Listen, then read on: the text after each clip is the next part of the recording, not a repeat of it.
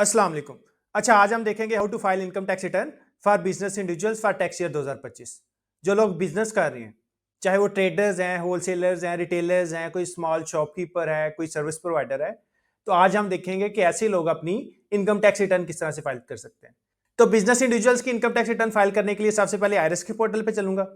IRS के portal पे जाने के लिए जनाब सबसे पहले गूगल पे चलूंगा जी। तो गूगल पे आने के बाद सर्च करूंगा जी आईआरएस एफबीआर। तो आईआरएस एफबीआर सर्च कर लेता हूँ। अच्छा, जो पहला लिंक आएगा आपके पास, सिंपली इस पर क्लिक करेंगे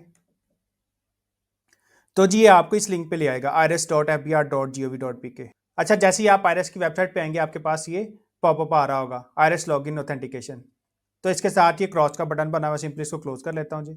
तो ये डैशबोर्ड आ जाएगा मेरे पास। तो अगर आपका एनटीएन बना हुआ है तो सिंपली आप अपने इधर लॉगिन क्रेडेंशियल्स देंगे, रजिस्ट्रेशन नंबर में आपका सीएनसी आ जाएगा और पासवर्ड में आपका पासवर्ड आ जाएगा जब आपने एनटीएन बनाया होगा। तो जब आप एनटीएन बनाते हैं तो आपको लॉगिन क्रेडेंशियल रिसीव हो जाते हैं जिसमें आपका पासवर्ड होता है और आपका पिन होता है। तो इंडिविजुअल के केस में रजिस्ट्रेशन नंबर में उसका सीएनसी आ जाएगा विदाउट डैशेस और पासवर्ड में आपका पासवर्ड आ जाएगा जब आपने साइन अप किया होगा, जब आपने अपना एनटीएन बनाया होगा या आपने जब सब्सिक्वेंटली अपना पासवर्ड जो है वो चेंज किया होगा। तो आपने लॉगिन क्रेडेंशियल्स ऐड कर लेता हूं जी। तो ये मैंने लॉगिन क्रेडेंशियल्स लगा लिए।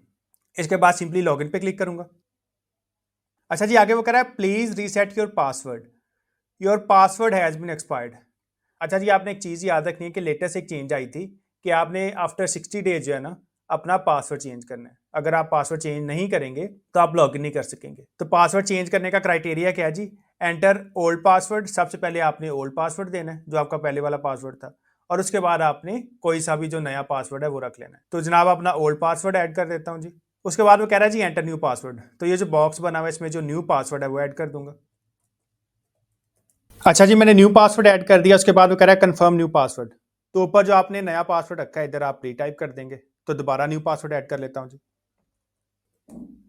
तो जी ये मेरा ओल्ड पासवर्ड आ गया, न्यू पासवर्ड आ गया, और मैंने जो न्यू पासवर्ड है उसको कंफर्म कर दिया। इसके बाद सिंपली सेव पे क्लिक करूंगा। आगे वो कह रहा है success password has been reset. तो जो आपका नया पासवर्ड है वो रीसेट हो चुका है। तो अब जब आपने लॉगिन करना है तो आपने नया पासवर्ड ऐड करना है। तो जी नया पासवर्ड ऐड कर लेता हूं। तो जी रजिस्ट्रेशन नंबर में मेरा सीएनसी आ गया, नीचे मैंने पासवर्ड लिख दिया। इसके बाद सिंपली लॉगिन पे क्लिक करूंगा। अच्छा जी, जैसे ही मैं लॉगिन करूंगा मेरे पास आईआरएस का डैशबोर्ड आ जाएगा। तो सबसे पहले मेरे पास आ रहा है जी file your income tax return, and subsequently मेरे पास ऑप्शन आ रहा है जी introducing simplified IT return for non business individuals. Income tax return का फॉर्म ओपन करने के लिए आप इधर भी क्लिक कर सकते हैं जी, नॉर्मल रिटर्न। और ये जो दूसरा ऑप्शन आपके पास आ रहा है जी introducing simplified IT return for non business individuals, इधर भी क्लिक करके आप अपनी रिटर्न ओपन कर सकते हैं। तो जी पहले वाला ऑप्शन ऑप्ट करूंगा, file your income tax return, और ये रिक्वायर्ड डॉक्यूमेंट्स के नीचे आ रहा है नॉर्मल रिटर्न, तो इधर क्लिक करूंगा जी। अच्छा जी, जैसे ही मैंने नॉर्मल रिटर्न पे क्लिक किया तो मेरे पास ये ऑप्शन ओपन हो गया जी, normal return individual AOP company. जो पर्सन होगा जिसके क्रेडेंशियल्स देके हमने लॉगिन किया उसका सीएनआईसी नंबर आ जाएगा। टैक्स पीरियड सिस्टम ने ऑटोमेटिकली उठा लिया जी 2025। और टैक्स पीरियड हमारा यूजली स्टार्ट होता है 1 जुलाई से लेकर 30 जून तक। 99% केसेस में जो आपका टैक्स ईयर होता है वो 1 जुलाई से स्टार्ट होता है और एंड होता है 30 जून को। अगर कोई इंडिविजुअल पर्सन साइन अप करता है आईआरएस पे, अपना एंटिटी बनाता है, तो उसका जो टैक्स पीरियड है वो ऑटोमेटिकली जुलाई से जून एंड होगा। ये जो नीचे हमारे पास टैक्स पीरियड आ रहा है 1 जुलाई 2024 से लेकर 30 जून 2025, इस पे क्लिक करेंगे। अच्छा जी, ये मेरा टैक्स पीरियड सेलेक्ट हो गया। उसके बाद सिंपली मैं कंटिन्यू पे क्लिक करूंगा जी। तो कंटिन्यू पे क्लिक करता हूँ। अच्छा जी, जैसे ही मैंने टैक्स ईयर दे के कंटिन्यू पे क्लिक किया मेरे पास इनकम टैक्स रिटर्न का फॉर्म ओपन हो गया, IRS income tax return tax साल 2025। अब ये देखें, ये मेरे पास आ रहा है उर्दू में। अब ये साइड पे आपके पास लैंग्वेज का ऑप्शन भी आ रहा है, ये देखें उर्दू बाय डिफॉल्ट सिलेक्टेड है। इंग्लिश करना है तो आप ईएन पे क्लिक करेंगे। तो ईएन पे क्लिक करता हूं जी। आगे वो कह रहा है गैर महफूजशुदा तब्दीलियां खत्म कर दी जाएंगी। जुबान तब्दील करने से सफ़ा दोबारा लोड होगा और कोई भी गैर महफूजशुदा तब्दीलियां ज़ाया हो जाएंगी। नीचे हाँ आ रहा है और नहीं आ रहा है, तो जनाब हाँ पे क्लिक करेंगे क्योंकि हमने इंग्लिश में अपनी रिटर्न देखनी है। तो जी हाँ पे क्लिक करूंगा। अच्छा, जैसे ही मैंने यहाँ पे क्लिक किया मेरे पास ये इंग्लिश वर्जन जो है वो ओपन हो गई। IRS 2.0 income tax return tax year 2025। ये देखिए जी स्टार्ट आ रहा है मेरे पास, start filing your income tax return the tax year 2025 cycle runs from 1 July 2024 to 30 June 2025। The deadline for filing your income tax return is 30 September 2025। अच्छा जी, आगे वो बता रहा है कि जो टैक्स ईयर 2025 है इसका साइकिल स्टार्ट होता है 1 जुलाई 2024 से और एंड होता है जी 30 जून 2025 को। सब्सिक्वेंटली जो आपकी इनकम टैक्स रिटर्न फाइलिंग की डेडलाइन है वो है जी 30 सितंबर 2025। तो 30 सितंबर 2025 तक अपनी रिटर्न सबमिट कर लें जी। Were you are tax resident of Pakistan during the tax year 2025 from 1 July 2024 to 30 June 2025। आगे वो बता रहा है कि क्या आप 2025 में पाकिस्तान के टैक्स रेजिडेंट थे, और आगे वो टैक्स ईयर का पीरियड भी बता रहा है कि हमारे केस में 2025 से मुराद है 1 जुलाई 2024 से लेके 30 जून 2025 तक। और नीचे आपकी रेजिडेंट टैक्स पेयर की डेफिनेशन है जी। You are considered a resident tax payer if you fulfil any of the following conditions. आगे बता रहा है कि अगर आप बिलो मेंशन्ड कंडीशंस में से कोई भी एक फुलफिल करते हैं तो जनाब आप रेजिडेंट टैक्स पेयर कंसीडर होंगे। You are present in Pakistan for an aggregate of 183 days or more during the tax year. अगर आप 183 दिन या इससे ज्यादा पाकिस्तान में प्रेजेंट रहे हैं तो जनाब आप रेजिडेंट कंसीडर होंगे। You are an employee or official of the federal government or provincial government posted outside Pakistan during the tax year. अच्छा जी, अगर आप फेडरल गवर्नमेंट या प्रोविंशियल गवर्नमेंट के एम्प्लॉई हैं और आप किसी और कंट्री में पोस्टेड हैं, एज एन एम्बेसडर कह लें, एज एन एम्प्लॉई कह लें, तो फिर भी आप रेजिडेंट कंसीडर होंगे। इवन तो आप बाहर के मुल्क में काम कर रहे हैं लेकिन फिर भी आप रेजिडेंट कंसीडर होंगे। You are a citizen of Pakistan who was not present in any other country for an aggregate period of more than 183 days during a tax year or were not a resident tax payer of any other country.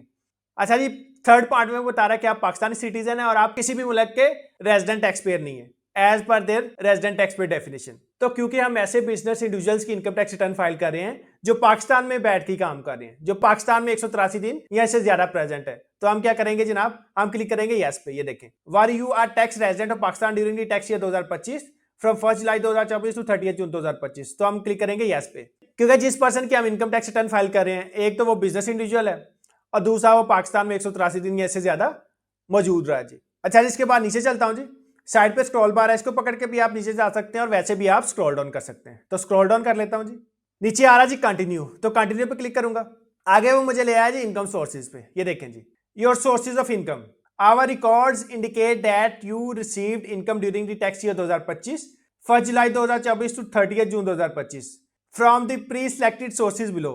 If you received income from any additional sources during this period please select them and proceed to the next step. अच्छा जी, आगे वो बता रहा है कि FBR का record जो है इंडिकेट कर रहा है कि आपने बिलो मेंशन्ड सोर्सेज जो हैं इनसे आपने इनकम अर्न की है during the tax year 2025 1 July 2024 से लेके 30 जून 2025 तक, और ये सोर्सेज प्री सिलेक्टेड हैं।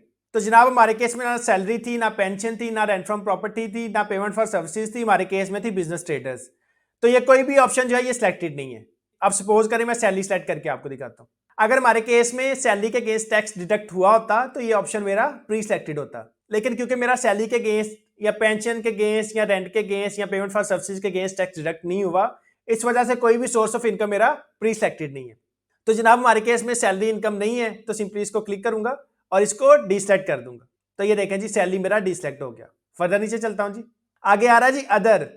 अब अदर्स में आपके आ रहे होंगे प्रॉफिट ऑन बैंक अकाउंट। अगर आपका सेविंग अकाउंट है तो उस पर प्रॉफिट लग रहा होगा और बैंक आपके प्रॉफिट पे टैक्स काट के एफबीआर को जमा करवा रहा होगा।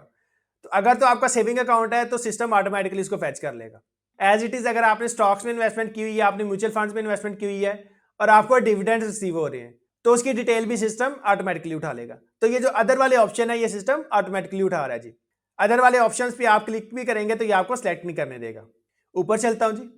अब हमने क्या करना है जी, हमने क्लिक करना है जी पेमेंट फॉर सर्विसेज पे, क्योंकि ये वाला जो पोर्टल है ये स्पेसिफिकली 100 मिलियन तक, अगर आपकी सेल 10 करोड़ तक है तो आप इस पोर्टल के थ्रू सबमिट कर सकते हैं। लेकिन जो इनकम टैक्स रिटर्न की जो क्लासिकल वर्जन है, जो नॉर्मल रिटर्न है, वो ज्यादा आसान है और उस पर ज्यादा डिटेल्ड जो है इन्फॉर्मेशन गिवन है। तो आप क्या करेंगे जनाब, आप चाहे इधर से पेमेंट फॉर सर्विसेज पे क्लिक कर लें तो ये आपको रीडायरेक्ट करने का कह देगा। You are being redirected based on your response, it appears that you have selected payment for services, you will now be redirected to the appropriate version of the income tax return filing service to accommodate you।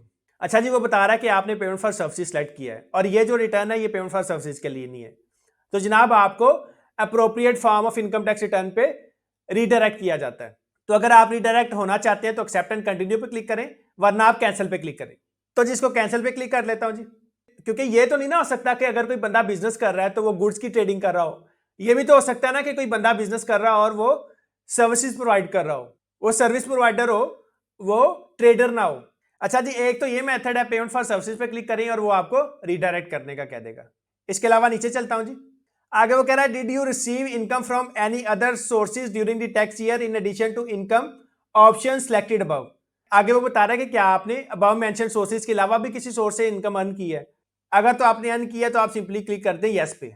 लेकिन क्योंकि हम ऐसे individual की income tax return file कर रहे हैं जो या तो बिजनेस ट्रेडर है या फिर वो सर्विस प्रोवाइडर है, तो जनाब अबव मेंशन सोर्सेज ये salary, pension, rent from property, इनके अलावा भी हम कोई सोर्स अर्न कर रहे हैं, तो आप यस पे क्लिक करेंगे तो वो दोबारा आपको रीडायरेक्ट करने का कह देगा। तो पेमेंट फॉर सर्विसेज पे क्लिक करके भी आप रीडायरेक्ट हो सकते हैं और आप नीचे यस पे क्लिक करके भी पुराने रिटर्न के फॉर्म पे रीडायरेक्ट हो सकते हैं जी। तो सिंपली एक्सेप्ट एंड कंटिन्यू पे क्लिक करूंगा जी। अच्छा, जैसे ही मैंने एक्सेप्ट एंड कंटिन्यू पे क्लिक किया मेरे पास रिटर्न का पुराना जो फॉर्म है वो ओपन हो गया। RS 2.0 year 2025 114 subsection 1 return of income filed voluntarily for complete year. तो जनाब ये मेरे इनकम टैक्स रिटर्न का फॉर्म ओपन हो गया फॉर टैक्स ईयर 2025। अभी आपके पास कई टैब्स आ रहे हैं, data, amortisation, depreciation, minimum tax, option out of PTR, payment, company director, attachment, attribute, और बाय डिफॉल्ट हमारा सिलेक्टेड है डाटा। तो जनाब आपने डाटा पे ही रहने देना इसको। अच्छा जी, नीचे सबसे पहले आ रहा है जी employment, property, business, capital gain, other source, foreign source slash agriculture, tax chargeable slash payments, 116 wealth statement. तो जी क्योंकि हम ऐसे इंडिविजुअल्स की इनकम टैक्स रिटर्न फाइल कर रहे हैं जिनकी सोर्स ऑफ इनकम जो है वो बिजनेस है, तो हमारा कंसर्न होगा इस बिजनेस के टाइप के साथ। ये देखें जी बिजनेस, प्रॉपर्टी के नीचे आ रहा है बिजनेस, तो मैं बिजनेस टैब पे आ गया। अब बिजनेस टैब के आगे ये एरोज बने हुए, तो इधर क्लिक करूंगा। जैसे ही मैंने बिजनेस टैब पे क्लिक किया, ये मेरे पास बिजनेस टैब के अंदर जितने भी ऑप्शंस आ रहे हैं वो अपीयर होना शुरू हो गए। Manufacturing slash trading items, other revenues, management, administrative, selling and financial expenses, inadmissible slash admissible deductions, adjustments, business assets slash equity slash liabilities, 7F tax on builders and developers. तो जनाब जो हमारा प्राइमरी कंसर्न होगा इसमें हमारा होगा जी manufacturing slash trading items के साथ। अगर आप गुड्स की ट्रेडिंग कर रहे हैं, अगर आपकी शॉप है, आप रिटेलर हैं, होलसेलर हैं, डिस्ट्रीब्यूटर हैं, व्हाट्सएवर। अगर आप सर्विस प्रोवाइडर हैं, इंजीनियरिंग की सर्विसेज प्रोवाइड कर रहे हैं, कंस्ट्रक्शन की सर्विसेज प्रोवाइड कर रहे हैं, IT की सर्विसेज प्रोवाइड कर रहे हैं, रेंट ए कार, व्हाट्सएवर, जिस भी टाइप की आप सर्विसेज प्रोवाइड कर रहे हैं, तो उस केस में हमारा कंसर्न होगा जी अदर रेवेन्यूज के साथ।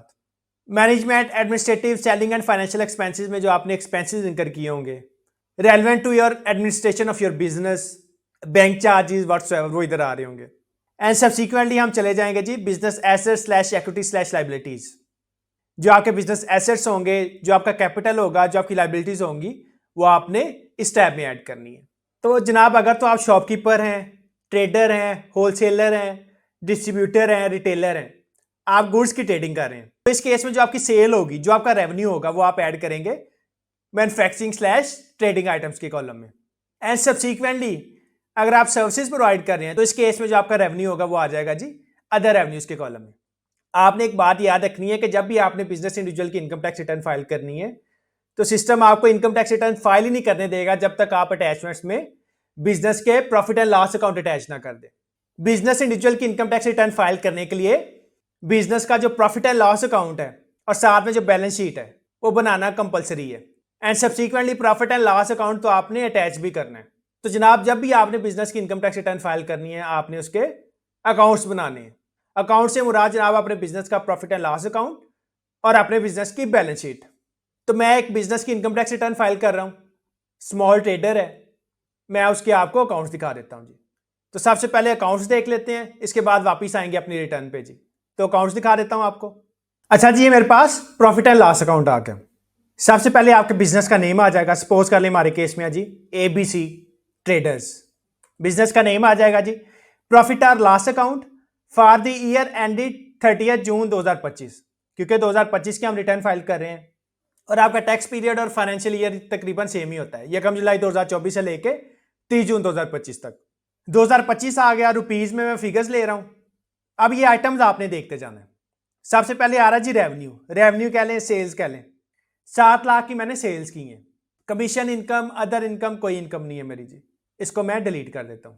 ये बंदा ट्रेडर था जी, 7 लाख की इसकी सेल हुई है 1 जुलाई 2024 से लेके 30 जून 2025 तक। अब ऊपर तुम्हारी टोटल सेल आ गई, तो जी मेरी सेल आ गई 7 लाख। अब इस 7 लाख को अर्न करने में मैंने खर्चे भी किए होंगे। कुछ खर्चे तो डायरेक्टली होंगे सेल से रिलेटेड, जो इस सेल को इंकर करने में किए मैंने। कुछ खर्चे होंगे मेरे एडमिन से रिलेटेड, मैंने एडमिन में कोई स्टाफ रखा होगा, मैंने ऑफिस बनाया होगा, कुछ खर्चे उससे रिलेटेड होंगे। ज्यादातर खर्चे मेरे होंगे सेल से रिलेटेड। तो जो मेरे सेल से रिलेटेड खर्चे हैं जनाब, उनको कहते हैं कॉस्ट ऑफ सेल्स, कि सेल करने में मेरी क्या कॉस्ट इंकर हुई, जिनको आप डायरेक्ट एक्सपेंसेस भी कहते हैं जी। अच्छा जी, सबसे पहले मेरे पास आ रहा है जी ओपनिंग स्टॉक। पिछले साल इस बंदे के पास 25,000 का सामान पड़ा हुआ था, इसकी दुकान पे 25,000 का सामान पड़ा हुआ था जी। परचेजेस, इस साल इसने 1.5 लाख की परचेजेस की हैं जी। रेंट, इसने दुकान रेंट पे ली हुई थी, तो उसका रेंट आ गया जी 1,75,200। इलेक्ट्रिसिटी, जो दुकान रेंट पे ली हुई थी, उसका बिल आ गया पूरे साल का जनाब 40,000। रिपेयर एंड मेंटेनेंस, जो दुकान थी उसके रैक्स वगैरह को रिपेयर करवाने में हमारा 40,000 का खर्चा हो गया जी। कम्युनिकेशन, दुकान पे एक नंबर था, मोबाइल फ़ोन कह लें, सेल फोन कह लें, पीटीसीएल कह लें, वो यूज़ हो रहा था, तो उस पर हमारा खर्चा आ गया जी 5,000। स्टेशनरी, तो जनाब अब जो हमने अपने खाते के रजिस्टर रखे हुए थे उनका खर्चा होगा जी 5,000। अदर इनडायरेक्ट एक्सपेंसेस, इन सब एक्सपेंसेस के अलावा जो मेरे पास छोटे मोटे एक्सपेंसेस थे वो हो गए जी 25,000। अब अदर इनडायरेक्ट एक्सपेंसेस में कैसे एक्सपेंसेस आ सकते हैं जी? आपकी दुकान का बल्ब जल गया, आपने वो बल्ब ठीक करवा दिया, चेंज करवा दिया, इलेक्ट्रिसिटी की सॉकेट्स ठीक करवा दी, दुकान की सफाई पे कोई लड़का रखा हुआ है सफाई करने के लिए, उसकी सफाई हो गई। तो इस तरह के जो छोटे मोटे काम है वो सारे आपके चले जाएंगे अदर इनडायरेक्ट एक्सपेंसेस में। इसके अलावा आपकी दुकान पे कोई बंदा आया, आपके मेहमान आए, उनको आपने कोई कुछ खिला पिला दिया, तो इस तरह के जो आपके एक्सपेंसेस हैं वो आपके चले जाएंगे जी अदर इनडायरेक्ट एक्सपेंसेस में। आपका कोई स्टॉक था वो खराब हो गया, तो वो भी आपका अदर इनडायरेक्ट एक्सपेंसेस में निकल जाएगा जी। एंड सब्सिक्वेंटली आ रहा है जी क्लोजिंग स्टॉक 1 लाख का। 25,000 का मेरा ओपनिंग स्टॉक है, 1.5 लाख की मैंने चीजें खरीदी हैं और 1 लाख का मेरे पास स्टॉक पड़ा हुआ है। अब इसका मतलब क्या है जी? अब इस इक्वेशन का मतलब ये है कि कितना मेरा कंज्यूम हो गया। 1,75,000 का मेरा स्टॉक बना, 25,000 का पहले आ रहा था, 1.5 लाख का मैंने खरीदा, तो ये बन गया 1,75,000 का। इसमें से 1 लाख का मेरे पास अभी भी पड़ा हुआ है, तो इसका मतलब ये है कि जो मेरा स्टॉक कंज्यूम हुआ उसकी वैल्यू आ रही है 75,000। और कॉस्ट ऑफ सेल्स में आपने कॉस्ट लिखनी है, जो आपकी एक्चुअल परचेजेज हैं, जो आपका एक्चुअल स्टॉक था उसकी आपने कॉस्ट लिखनी है। इसको कहते हैं जी रॉ मटेरियल कंज्यूम्ड। मैं आपको रॉ मटेरियल कंज्यूम्ड की इक्वेशन भी दिखा देता हूं जी। अच्छा जी, इसे कहते हैं जी raw material consumed. Opening stock आ जाएगा सबसे पहले 25,000, इसके बाद ऐड करेंगे जी परचेजेस को। परचेजेस थी जी हमारी 1.5 लाख की, इसके बाद इसमें से हमने लेस कर देना है जनाब क्लोजिंग स्टॉक को, जो स्टॉक हमारे पास पड़ा हुआ है। आप सपोज कर लें कि ये बंदा काम कर रहा था, इसकी शॉप थी या इसके पास फर्टिलाइजर का स्टोर था, तो 25,000 का स्टॉक पिछले साल से आ रहा है जी। पिछले 30 जून को इतना पड़ा हुआ था 25,000 का, 1.5 लाख की परचेजेस की हैं इसने ड्यूरिंग द ईयर, और क्लोजिंग स्टॉक मेरे पास पड़ा हुआ जी 1 लाख का, जो मैंने इसमें से लेस कर देना है। आप जनाब इसको ऐड कर लेते हैं, तो ये जो 75,000 है जनाब, इतने का मेरा स्टॉक कंज्यूम हो गया। तो इसका मतलब यह है कि जो मेरी 7 लाख की सेल थी, जो मुझे 7 लाख रिसीव हुआ है, उसमें 75,000 जनाब स्टॉक की वैल्यू थी, वो निकल गई जनाब। तो ये आपका आ जाता है जी रॉ मटेरियल कंज्यूम्ड।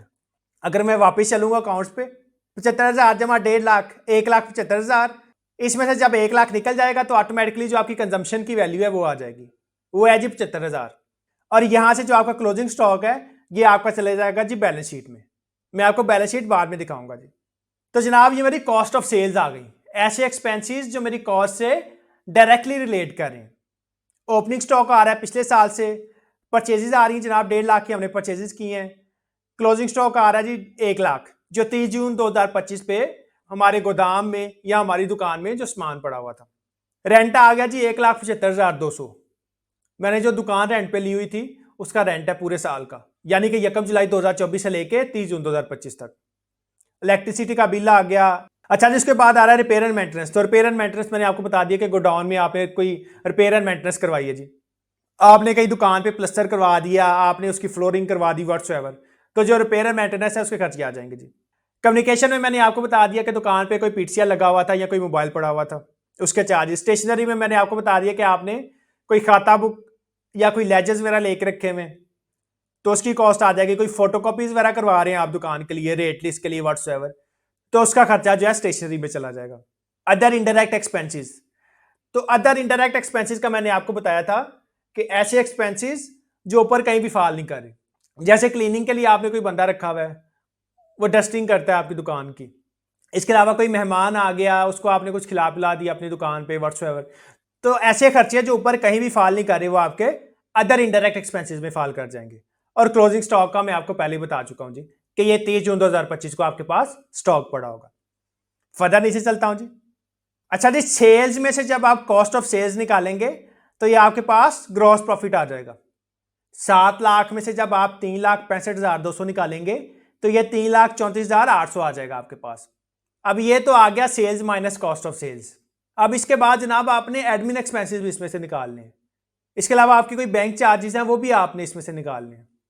तो फर्दर नीचे चलूंगा। तो जी ये मेरा ग्रॉस प्रॉफिट आ गया, sales minus cost of sales, मैं आपको पहले दिखा चुका हूं जी। उसके बाद आ रहा जी एडमिन एक्सपेंसेस। बिजनेस को मैनेज करने में आपके कौन से एक्सपेंसेस हुए। अब जी हमारे केस में हमारी शॉप थी या गोडाउन था। अब वो शॉप या गोदाम मैं खुद रन कर रहा था, लेकिन उस शॉप को मैनेज करने के लिए मैंने एक बंदा जो है वो सैलरी पर रखा हुआ था। वो बंदा क्या करता था जनाब, मेरे सारे खाते जो हैं वो बनाता था, जिसको आप आम जुबान में मुंशी कहते हैं जी। मैंने एक मुंशी रखा हुआ था, तो वो हमारे बिजनेस के खाते मेंटेन करता था। जो भी डेली के हिसाब किताब है वो लिखता था जी। जो किसी से लेने हैं, जो किसी से देने हैं, वो सारा हिसाब किताब करता था। तो ये देखें जी, अब एडमिन में किस तरह के खर्चे आ रहे होंगे। सैलरी आ रही होगी जो आपने एडमिन में स्टाफ रखा हुआ है। ट्रैवलिंग एंड कन्वेंस आ रही होंगे अगर आप कहीं ट्रैवल कर रहे हैं बिजनेस पर्पसेस के लिए। इलेक्ट्रिसिटी का बिल आ रहा होगा अगर आपका कोई ऑफिस है जी। As it is communication charges आ रहे होंगे। सपोज कर लें कि आपने अपने मुंशी को या जो आपका एडमिन का स्टाफ है आपने उसको मोबाइल लेके दिया हुआ है और उसके चार्जेस आप बियर कर रहे हैं, आप उसको पैकेज लगवा के दे रहे हैं whatsoever. Stationery, as it is stationery का आपको पता है कि कापियां किताबें व्हाट्सएवर, क्योंकि उसने खाते लिखने हैं तो उसको रजिस्टर वगैरह तो जरूरत होगी ना। प्रोफेशनल चार्जेस, प्रोफेशनल चार्जेस में जनाब अगर आपने कोई मेंबरशिप ली हुई है, आपकी कोई वेबसाइट है, वेबसाइट की आपने मेंबरशिप ली हुई है, वेबसाइट की डोमेन की फीस जा रही है या होस्टिंग की फीस जा रही है, वो आ जाएगी। इसके अलावा किसी मैगजीन की सब्सक्रिप्शन है, किसी और चीज़ की सब्सक्रिप्शन है, तो उसकी वैल्यू इधर आ जाएगी।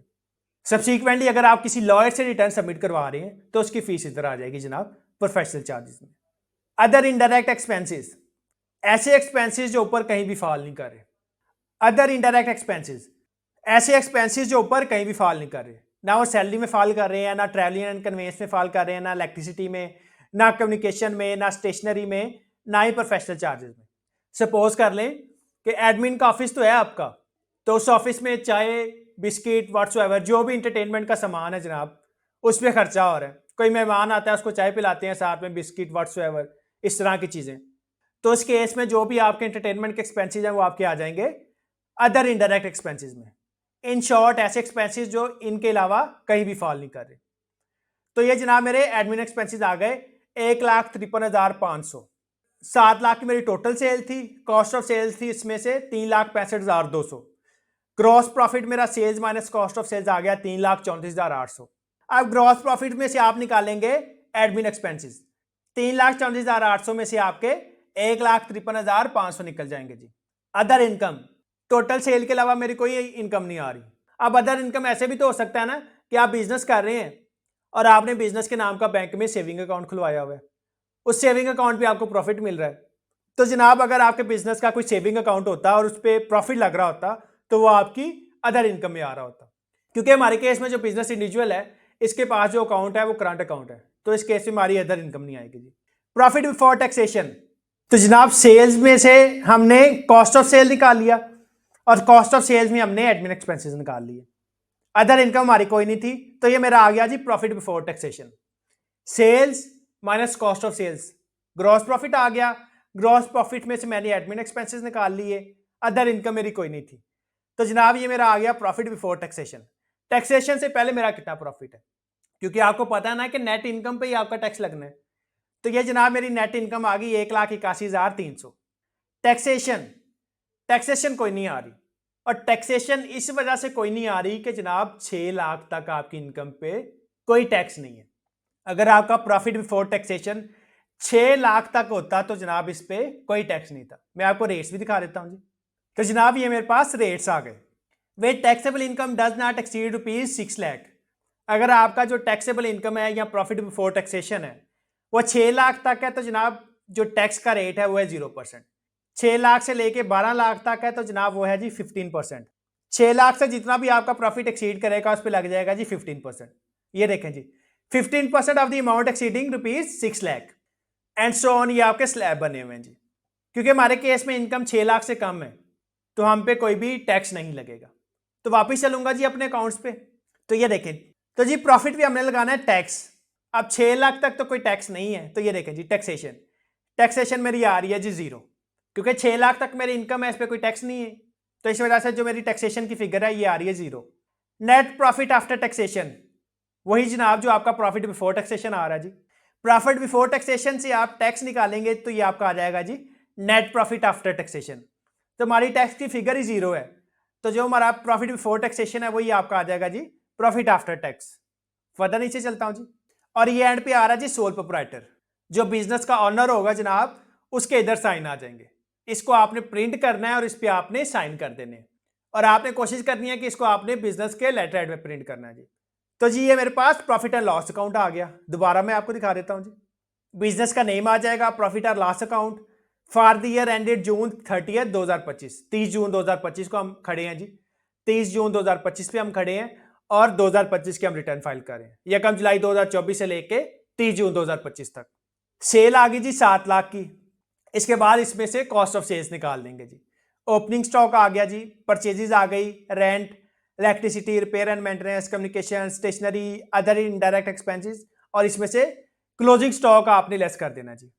क्लोजिंग स्टॉक की फिगर है जी मेरे पास 1 लाख, क्योंकि क्लोजिंग स्टॉक जो है ये आपका एसेट है, ये आपके पास पड़ा हुआ है, ये आपका एक्सपेंस नहीं है। तो इस वजह से हमने क्लोजिंग स्टॉक को लेस कर दिया। सेल्स में से जब आपने कॉस्ट ऑफ सेल्स निकाली तो ये आपके पास ग्रॉस प्रॉफिट आ गया 3,34,800 का। फर्दर नीचे चलूंगा जी। इसके बाद हमने ग्रॉस प्रॉफिट में से एडमिन एक्सपेंसेस लेस कर दिए। अदर इनकम कोई नहीं थी हमारी जी। प्रॉफिट बिफोर टैक्सेशन आ गया जी, gross profit minus admin expenses. 1,81,300 मेरा प्रॉफिट बिफोर टैक्स आ गया। टैक्स कोई नहीं था क्योंकि हमारी टैक्स की अमाउंट कोई नहीं आ रही, क्योंकि मेरी जो इनकम है वो 6 लाख से कम है, और यही अमाउंट मेरी नेट प्रॉफिट आफ्टर टैक्सेशन आ गई 1,81,300। अच्छा जी, ये तो मेरा आ गया प्रॉफिट एंड लॉस अकाउंट। अब इसके बाद चलेंगे इनकम टैक्स रिटर्न पे, और ये मेरी जो सेल की फिगर है, जो मेरी कॉस्ट ऑफ सेल्स की फिगर है, जो मेरे एडमिन एक्सपेंसेस की फिगर है, ये हमने रिटर्न में जाकर पेश करनी है। तो जनाब वापस चलता हूँ इनकम टैक्स रिटर्न पे। अच्छा जी, ये मैं रिटर्न पे आ गया।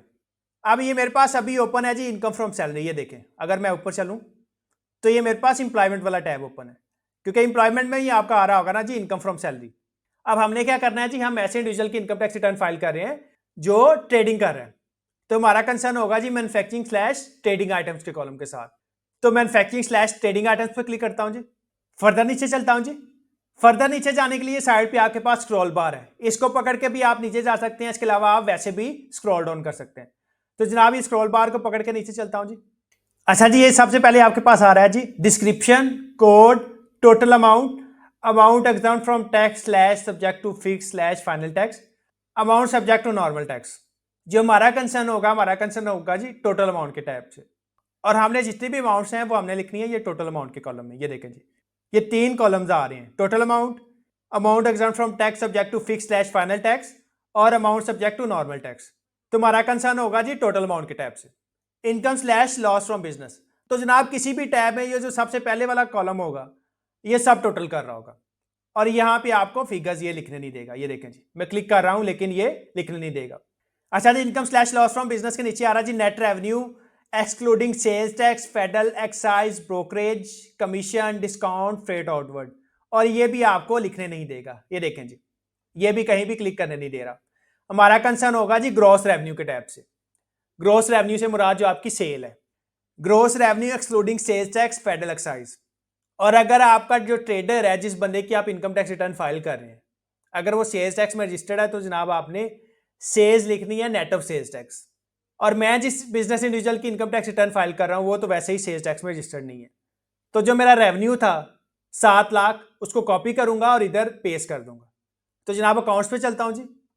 ये जो मेरे पास रेवेन्यू स्लैश सेल्स आ रही है 7 लाख की, इसे कॉपी करूंगा और आईआरएस पे जाके ग्रॉस रेवेन्यू के टैब में इसको पेस्ट कर दूंगा। तो वापस चलता हूं जी आईआरएस पे। ये ग्रॉस रेवेन्यू के आगे ये जो टोटल अमाउंट आ रही है इधर क्लिक करूंगा और इस टैब में जाके इसको पेस्ट कर दूंगा। इसके बाद सिंपली कैलकुलेट पे क्लिक कर लेता हूं जी। ये देखें जी, ग्रॉस रेवेन्यू नेट रेवेन्यू में इसका सब टोटल आ गया और इनकम फ्रॉम बिजनेस में सबका सब टोटल आ रहा होगा। ये नीचे जब मैं कॉस्ट ऑफ रेवेन्यू यानी कि कॉस्ट ऑफ सेल्स के एक्सपेंसेस डाल दूंगा तो जनाब ये नेट ऑफ होके इधर आ रहा होगा। ठीक है जी। इसके बाद आ रहा है जी selling expenses, freight outward, brokerage, commission, discount. तो जनाब हमारे सेलिंग एक्सपेंसेस कोई नहीं है, हम ऑफिस में बैठ के बिजनेस कर रहे हैं, कोई हमारे सेलिंग एक्सपेंसेस इंकर नहीं हो रहे। कस्टमर आता है और हमसे चीज लेके चला जाता है। सेलिंग एक्सपेंसेस तो इस तरह से इंकर हो ना कि हमने सामान कस्टमर के डोर स्टेप पे पहुंचाना हो, ट्रांसपोर्टेशन के चार्जेस हमें पड़े हो, तो जनाब हमारे केस में सेलिंग एक्सपेंसेस कोई नहीं आ रहे होंगे। फर्दर नीचे चलता हूं जी, cost of sales slash services.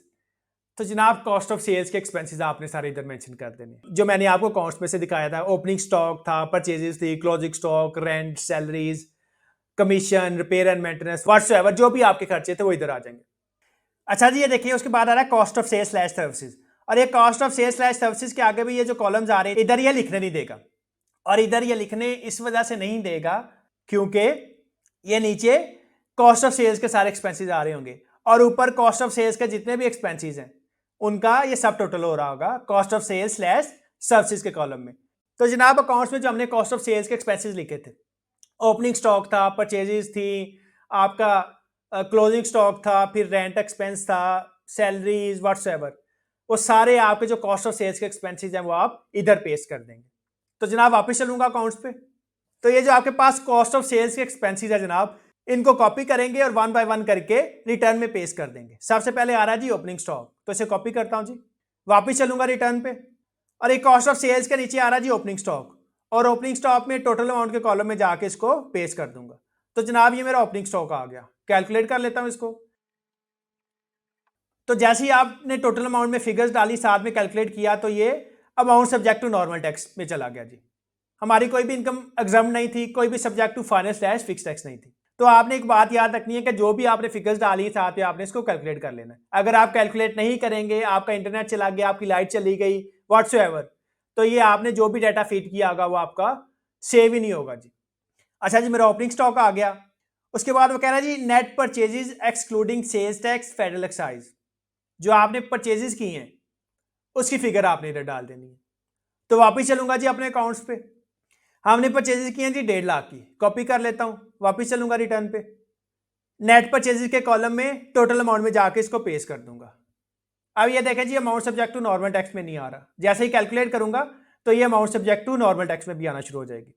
Salary slash wages नहीं आ रही, fuel, power, gas, store slash space नहीं आ रहे, रिपेयर एंड मेंटेनेंस आ रहा है जी, अदर डायरेक्ट एक्सपेंसेस या जिनको हमने अदर इनडायरेक्ट एक्सपेंसेस कहा हुआ है वो आ रहे हैं।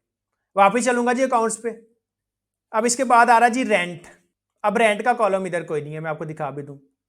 अदर डायरेक्ट एक्सपेंसेस हैं जी, अकाउंटिंग अमोर्टाइजेशन है, अकाउंटिंग डेप्रिसिएशन है, क्लोजिंग स्टॉक है, लेकिन रेंट का कॉलम कोई भी नहीं है।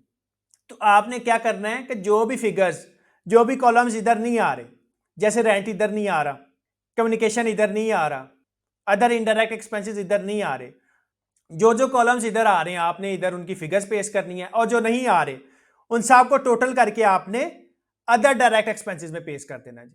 तो हमने अब तक क्या कर लिया जी, हमने ओपनिंग स्टॉक ऐड कर लिया है, हमने परचेजेस ऐड कर लिए हैं। वापिस चलता हूं जी अपने अकाउंट्स पे। अब ये देखें रेंट तो था नहीं, उधर इलेक्ट्रिसिटी का ऑप्शन आ रहा था, उधर आ रहा था जी पावर। तो ये रेंट नहीं है तो जनाब इसको हम हाईलाइट कर देते हैं, क्योंकि हमने लास्ट में इनको टोटल करना है और टोटल करके अदर डायरेक्ट एक्सपेंसेस में ऐड कर देना है, जो जो फिगर्स उधर नहीं आ रही। इलेक्ट्रिसिटी आ रही है जी 40,000, इसे कॉपी कर लेता हूँ, वापस चलता हूँ जी आईआरएस पे। ये देखें जी पावर, पावर से मुराद है जनाब इलेक्ट्रिसिटी। अब आपके गोडाउन को, आपकी दुकान को रन करने के लिए पावर चाहिए ना, तो वो इलेक्ट्रिसिटी की डेफिनेशन में आएगी। तो टोटल अमाउंट के टैब में इसको ऐड कर दूंगा, कैलकुलेट कर लेते हैं जी। तो ये पावर में मेरा इलेक्ट्रिसिटी बिल आ गया। वापिस चलता हूँ जी अकाउंट्स पे, रिपेयर एंड मेंटेनेंस का टैब भी आ रहा है जी, रिपेयर एंड मेंटेनेंस भी कॉपी कर लेता हूँ, वापिस चलूंगा आईआरएस पे। ये देखें जी स्टोर्स एंड स्पेस के नीचे आ रहा है जी रिपेयर एंड मेंटेनेंस, इधर क्लिक किया 40,000 कैलकुलेट, रिपेयर एंड मेंटेनेंस भी मेरा ऐड हो गया। वापिस चलूंगा जी अकाउंट्स पे, कम्युनिकेशन नहीं आ रहा जी, स्टेशनरी नहीं आ रही मेरी, हाईलाइट कर लेते हैं इन दोनों को। अदर इनडायरेक्ट एक्सपेंसेस भी नहीं आ रहे जी। उसके बाद आ रहा है जी क्लोजिंग स्टॉक 1 लाख, वापिस चलूंगा जी रिटर्न पे, फर्दर नीचे चलूंगा जी, और जो क्लोजिंग स्टॉक है इसको आपने इधर ऐड कर देना है, लेकिन हमने उधर क्लोजिंग स्टॉक ब्रैकेट में लगाया हुआ है, यानी कि माइनस किया हुआ है, तो वो माइनस वाली फिगर्स इधर पेस्ट नहीं करने देगा। तो आपने हाथ से इधर 1 लाख लिख देना है। इसके बाद सिंपली कैलकुलेट कर लेता हूं जी। ये देखें जी 1 लाख, मैं आपको काउंट से भी दिखा देता हूं जी। ये देखें इधर हमने ब्रैकेट्स लगाई हुई हैं, ये देखें माइनस का साइन है क्योंकि लेस किया हुआ है ना, ये हमारा खर्चा नहीं था, ये स्टॉक हमारे पास पड़ा हुआ था, ये स्टॉक बिका नहीं है अभी तक, तो ये हमारा खर्चा नहीं था, इस वजह से हमने इसको लेस किया हुआ है कॉस्ट ऑफ सेल्स में से। लेकिन जब आपने आईआरएस में जाके इसको पेश करना है तो आपने माइनस का साइन नहीं लगाना कॉस्ट ऑफ सेल्स के साथ। अच्छा जी, ओपनिंग स्टॉक ऐड कर दिया, परचेजेज ऐड कर दी, इलेक्ट्रिसिटी ऐड हो गई, रिपेयर एंड मेंटेनेंस ऐड हो गया, मेरा क्लोजिंग स्टॉक ऐड हो गया। अच्छा जी, इसके अलावा ये जो हाईलाइटेड फिगर्स हैं ये रह गई हैं, इन हाईलाइटेड फिगर्स का हमने टोटल करना है और रिटर्न में जाके अदर डायरेक्ट एक्सपेंसेस के टैब में इसको ऐड कर देना है। तो जनाब इसको सिलेक्ट कर लेते हैं, रेंट सेलेक्ट हो गया, कम्युनिकेशन आ गया, स्टेशनरी आ गया और अदर इनडायरेक्ट एक्सपेंसेस। अब इन सब का टोटल बन रहा है जी 2,10,200। ये देखें जी 2,10,200। अब आरएस पे जाऊंगा और अदर डायरेक्ट एक्सपेंसेस के टैब में 2,10,200 पेश कर दूंगा। तो वापिस चलता हूं जी आरएस पे, ये देखें जी अदर डायरेक्ट एक्सपेंसेस और टोटल अमाउंट में जाके 2,10,200 पेश कर दूंगा। अगेन कैलकुलेट पे क्लिक करूंगा जी। ये देखें जी ग्रॉस प्रॉफिट स्लैश लॉस 334,800 और इतना ही हमारे अकाउंट्स में आ रहा है। मैं आपको अकाउंट से भी दिखा देता हूं जी। ये देखें जी ग्रॉस प्रॉफिट 3,34,800 और यही मेरा आ रहा है जी आरएस में। तो इसका मतलब ये है कि कॉस्ट ऑफ सेल्स तक मेरी जो फिगर है वो मेरी टैली है। तो एक्सेल पे प्रॉफिट एंड लॉस अकाउंट बनाने का एक तो हमें ये फायदा हो गया कि साथ साथ हमारी जो फिगर्स है वो टैली हो रही है, और दूसरा हमें ये फायदा हो जाएगा कि हमने यही अकाउंट जो है वो बाद में अटैच भी करने हैं स्कैन करके जी। तो जनाब sales less cost of sales gross profit तक मेरी फिगर्स हैं जी टैली। इसके बाद आ जाएगा जी एडमिन एक्सपेंसेस। एडमिन एक्सपेंसेस की फिगर्स भी अब हमने डालनी है। एडमिन एक्सपेंसेस लेस करेंगे तभी तो हमारा प्रॉफिट बिफोर टैक्स आएगा ना। तो वापिस चलता हूं जी आरएस पे, ऊपर चलूंगा जी।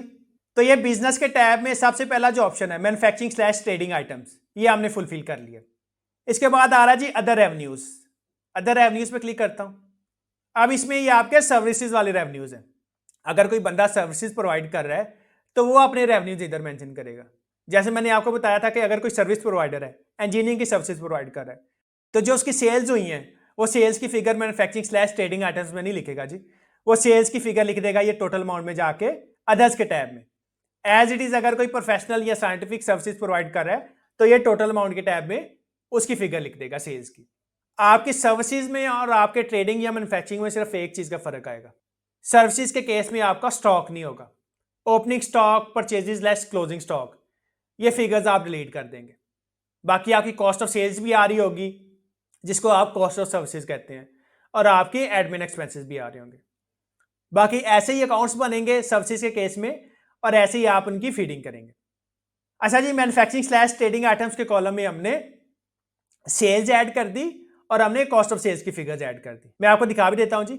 मैन्युफैक्चरिंग स्लैश ट्रेडिंग आइटम्स पे क्लिक करूंगा।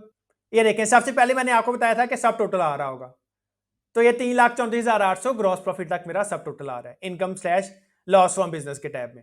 नेट रेवेन्यू की फिगर उसने उठा दीजिए नीचे ग्रॉस रेवेन्यू के टैब में से 7 लाख 7 लाख। सेलिंग एक्सपेंसेस मेरे कोई नहीं थे आ रहे तो मैंने कोई फिगर नहीं डाली जी। Cost of sales slash services, तो ये 3,65,200, ये नीचे जो भी मैंने एक्सपेंसेस ऐड किए कॉस्ट ऑफ सेल्स के उसका सब टोटल आ रहा है।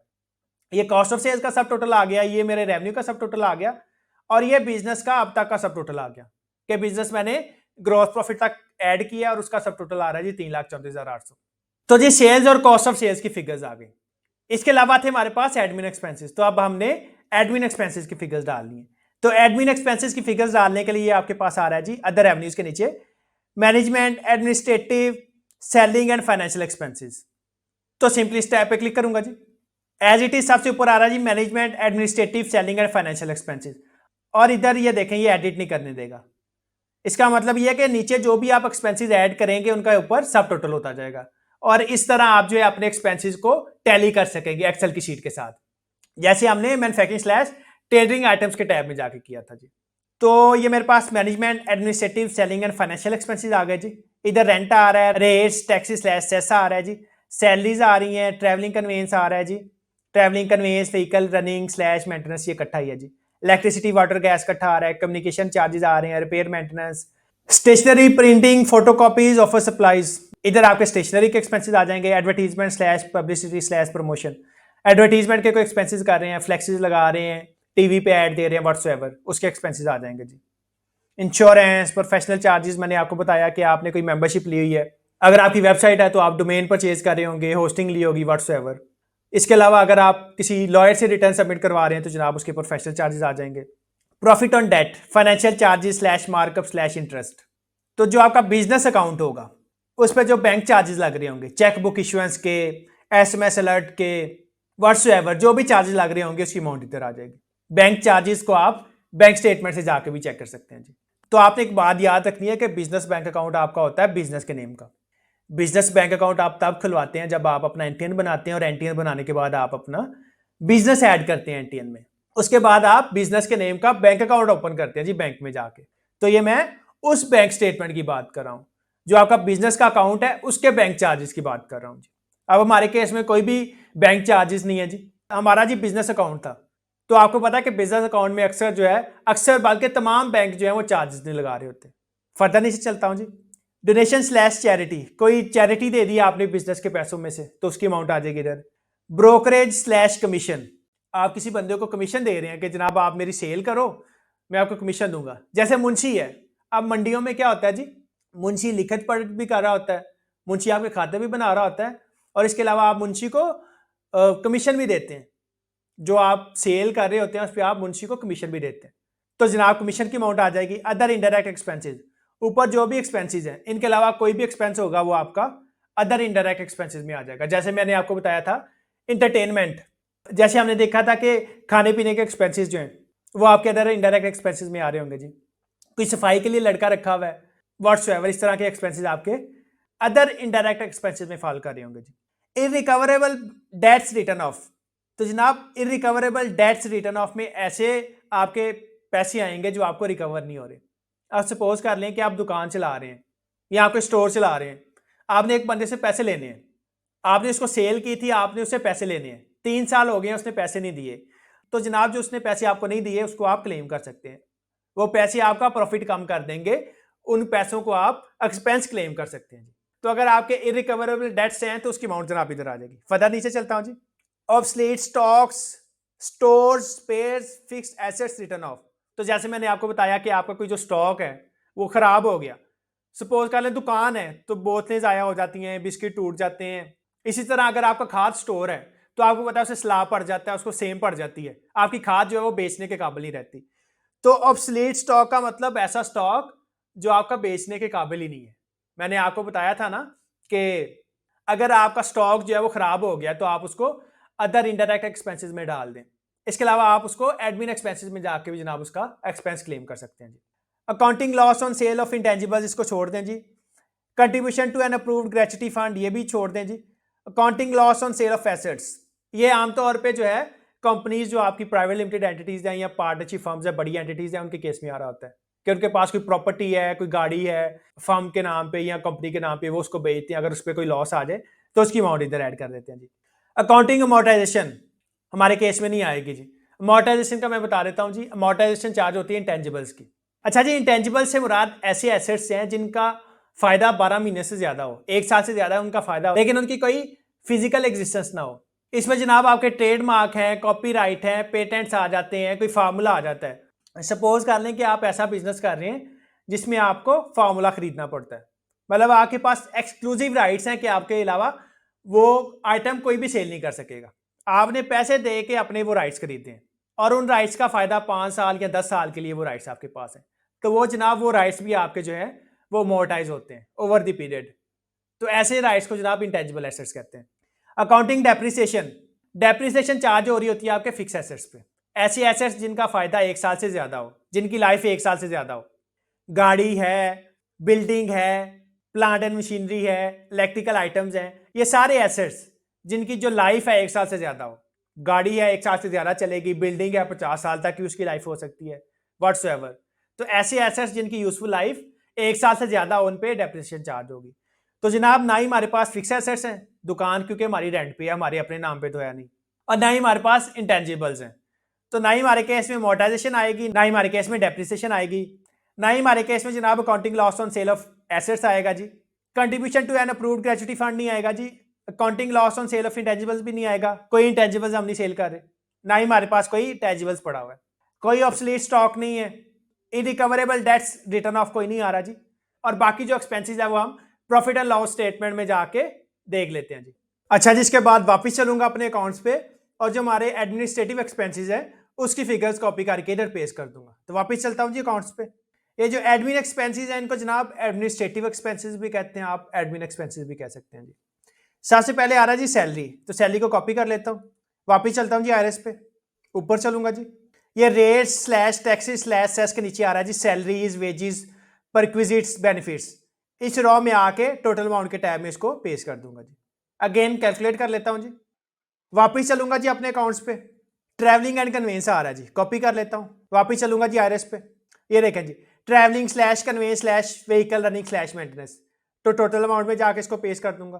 कैलकुलेट कर लेता हूँ, ये मेरी दो फिगर्स आ गई। वापस चलता हूँ जी एक्सेल पे। इसके बाद इलेक्ट्रिसिटी आ गया जी, कॉपी कर लिया इसको। वापस चलता हूँ जी आईआरएस पे, ये देखें जी electricity slash water slash gas, तो टोटल अमाउंट के टैब में इसको पेस्ट कर दूंगा। कैलकुलेट कर लेता हूँ, सैलरीज ऐड कर दिया, ट्रैवलिंग कन्वेंस आ गया, इलेक्ट्रिसिटी आ गया। वापस चलता हूँ जी अकाउंट्स पे, कम्युनिकेशन चार्जेस आ गए। वापस चलूंगा जी आरएस पे, ये देखें जी कम्युनिकेशन में 5000 आ गया। कैलकुलेट कर लेता हूँ। वापस अकाउंट्स पे चलूंगा, स्टेशनरी आ गया जी, अगेन आरएस पे चलूंगा। स्टेशनरी में 8500 आ गया जी मेरा टोटल अमाउंट के टैब में। कैलकुलेट कर लिया। अच्छा जी, स्टेशनरी की फिगर्स ऐड कर दी। वापस चलूंगा जी अकाउंट्स पे, प्रोफेशनल चार्जेस आ गया जी, कॉपी कर लेता हूँ। आरएस पे चलूंगा, फर्दर नीचे चलता हूँ जी, ये देखें जी प्रोफेशनल चार्जेस, तो 10,000 इधर पेश कर दूंगा टोटल अमाउंट के टैब पे। दोबारा कैलकुलेट करूंगा। अब इसके बाद हमारी अदर इनडायरेक्ट एक्सपेंसेस की जो फिगर है वो रह गई है, तो again profit slash loss account पे चलूंगा, कॉपी करूंगा जी अदर इनडायरेक्ट एक्सपेंसेस को। वापिस आरएस पे चलता हूँ जी, फर्दर नीचे चलता हूँ जी, ये देखें अदर इनडायरेक्ट एक्सपेंसेस, तो टोटल अमाउंट के टैब पे इसको ऐड कर दूंगा एंड अगेन कैलकुलेट पे क्लिक कर लेंगे जी। अब इसका सब टोटल आपको पता है सबसे ऊपर आ रहा होगा, तो सबसे ऊपर चलता हूं जी।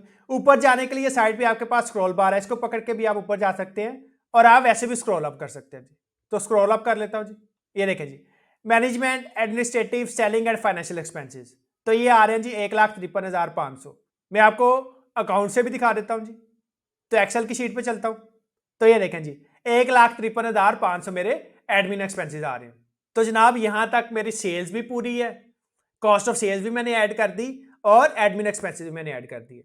वापस चलता हूं जी आरएस पे, तो जी ये मेरे एडमिन एक्सपेंसेस हो गए 1,53,500। अगर मैं सबसे नीचे चलूं तो सबसे नीचे मेरा अकाउंटिंग प्रॉफिट आ रहा होगा, जो था मेरा जी प्रॉफिट बिफोर टैक्सेशन। तो सबसे एंड पे चलता हूं जी, ये देखें जी management administrative selling and financial expenses में जब मैं सबसे नीचे मैंने स्क्रॉल डाउन किया तो ये देखें जी अकाउंटिंग प्रॉफिट स्लैश लॉस मेरा आ रहा है जी 1,81,300, और इतना ही मेरा अकाउंट्स में आ रहा होगा। मैं आपको अकाउंट्स भी दिखा देता हूं जी, फर्दर नीचे चलता हूं जी, ये देखें जी प्रॉफिट बिफोर टैक्सेशन 1,81,300। तो इसका मतलब ये है कि जो मेरी फिगर्स हैं, जो मेरी अकाउंट्स की फिगर हैं और जो मैंने फिगर्स पंच की हैं इनकम टैक्स रिटर्न में वो टैली हैं। जो मेरा प्रॉफिट और लॉस अकाउंट है उसकी फिगर्स मैंने एक्यूरेटली पंच कर दी। सेल्स मेरी टैली होगी, कॉस्ट ऑफ सेल्स मेरी टैली होगी, एडमिन एक्सपेंसेस मेरी टैली होगी, और प्रॉफिट बिफोर टैक्सेशन या मेरा अकाउंटिंग प्रॉफिट जो है एक्यूरेट आ गया जी। वापिस चलता हूं जी आरएस पे, तो जनाब यहां तक हमारा प्रॉफिट स्लैश लॉस अकाउंट वाला जो स्टेटमेंट है या जो फिगर्स हैं वो कंप्लीट है। इनकम की डिटेल्स हमने ऐड कर दी, एक्सपेंसेस की डिटेल हमने ऐड कर दी। ऊपर चलता हूं जी, तो बिजनेस में हमारा कंसर्न था जी मैन्युफैक्चरिंग स्लैश ट्रेडिंग आइटम्स के साथ। अदर रेवेन्यूज में मैंने आपको बताया कि आप अगर सर्विसेज प्रोवाइड कर रहे हैं तो उसमें रेवेन्यूज की फिगर्स आपने अदर रेवेन्यूज में आके ऐड करनी है। इसके अलावा management administrative selling and financial expenses में आपके एडमिन एक्सपेंसेस आ जाएंगे, फाइनेंशियल चार्जेस होंगे तो वो आप ऐड कर देंगे। सेलिंग एक्सपेंसेस हमारे केस में थे नहीं जी। मैनेजमेंट एडमिन एक्सपेंसेस ये आपके कंबाइन ही आ रहे होते हैं जी। इनएडमिसिबल स्लैश एडमिसिबल डिडक्शंस, तो इस टैब के साथ हमारा कोई कंसर्न नहीं है जी, कोई एडजस्टमेंट्स हम क्लेम नहीं करेंगे जी। इसके बाद आ रहा है जी business asset slash equity slash liabilities, तो जनाब इनकम की डिटेल्स हमने ऐड कर दी। इसके बाद हमने बिजनेस के एसेट्स, लाइबिलिटीज और कैपिटल ऐड करना है। तो जनाब मैं business asset slash equity slash liabilities के टैब पे क्लिक करूंगा जी, तो सिंपली इस पे क्लिक करता हूं। तो जनाब इसमें मेरे पास दो साइड्स आ रही होंगी, एक साइड पे मेरे आ रहे होंगे टोटल एसेट्स, ये देखें जी टोटल एसेट्स, और एक साइड पे मेरे पास आ रहा होगा जी टोटल इक्विटी स्लैश लाइबिलिटीज। अब हमने क्या करना है जी, हमने करना है जो हमारे टोटल एसेट्स हैं, सब एसेट्स का सम वो बराबर होना चाहिए टोटल इक्विटी एंड लाइबिलिटीज के। जो मेरी business asset slash equity slash liabilities हैं ये बराबर होनी चाहिए टोटल इक्विटी स्लैश लाइबिलिटीज का टोटल टोटल एसेट्स के टोटल के साथ बराबर होना चाहिए, यानी कि 3349 के कॉलम का टोटल 3399 के टोटल के साथ बराबर होना चाहिए। तो जनाब मैं आपको एक्सेल में जो हमारी बैलेंस शीट है वो भी दिखा देता हूं जी। तो जनाब अपने अकाउंट्स पे चलूंगा, ऊपर चलता हूं जी। तो ये देखें जी बैलेंस शीट, सबसे पहले बिजनेस का नेम आ जाएगा। तो हमारे केस में बिजनेस का नेम था जी एबीसी ट्रेडर्स। बैलेंस शीट आ गया एज एट जून 30 2025, 30 जून 2025 तक हम बैलेंस शीट बना रहे हैं। तो जनाब 30 जून 2025 हमने लिख दिया, 2025 है, रुपीज आ रहा है जी। अब ये देखें जी एसेट्स, लाइबिलिटीज एंड कैपिटल। अब ये देखें जी एसेट्स टोटल मेरे पास आ रहे हैं जी 1,99,505। तो जनाब ये जो मेरे टोटल एसेट्स हैं ये मेरे बराबर आने चाहिए टोटल लाइबिलिटीज एंड कैपिटल के। मैंने जैसे आपको दिखाया भी था आरएस पे। तो ये देखें जी टोटल एसेट्स मेरे आ रहे हैं जी 1,99,505 और टोटल लाइबिलिटीज एंड कैपिटल ये भी मेरे पास आ रहे हैं 1,99,505। तो टोटल एसेट्स को हमने टोटल लाइबिलिटीज एंड कैपिटल के साथ टैली करना है जी। तो जनाब ऊपर चलता हूं, सबसे पहले मेरे पास आ रहा है जी एसेट्स, और एसेट्स में मेरे पास आ रहे हैं जी करंट एसेट्स। तो करंट एसेट्स से मुराद ऐसे एसेट्स हैं जिनकी लाइफ 12 महीने से कम है। जैसे स्टॉक पड़ा हुआ है, तो स्टॉक तो आपका बिक ही जाना है, 12 महीने से कम ही लाइफ है इसकी। रनिंग आइटम है ना, आपका कैश एंड बैंक बैलेंसेस है करंट अकाउंट्स में, वो चेंज होता रहेगा जी। प्रीपेड एक्सपेंसेस हैं, आपने किसी सप्लायर को एडवांस में पैसे दे दिए कि जनाब हमें स्टॉक भेज दो, पैसे हमसे एडवांस में ले लो।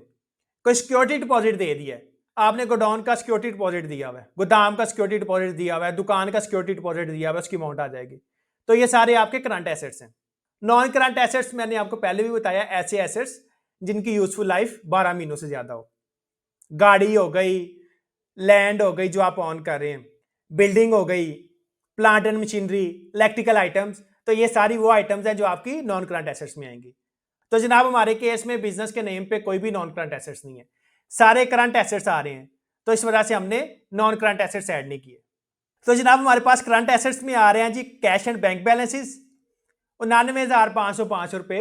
हमारा जो बिजनेस अकाउंट था एबीसी ट्रेडर्स के नाम का, उसमें ये बैलेंस पड़ा हुआ है जी 23 जून 2025 को। स्टॉक इन ट्रेड, तो स्टॉक हमारे पास पड़ा है जी 1 लाख का, मैं आपको दिखा भी देता हूं। ये देखें जी ओपनिंग स्टॉक था मेरे पास 25,000 का, परचेजिंग मैंने की 1.5 लाख की, और क्लोजिंग स्टॉक मेरे पास था जी 1 लाख का। 1 लाख से मैंने एक्सपेंसेस कम कर दिए, और ये क्लोजिंग स्टॉक की फिगर इधर से निकल के मेरी एसेट्स में चली गई जी, क्योंकि ये अगले साल बिक जाएगी। ऊपर चलता हूं जी। तो ये देखें जी stock in trade, closing stock कह लें इसको, स्टॉक इन ट्रेड कह लें, आप पे डिपेंड करता है जी। Stock in trade slash closing stock 1 lakh.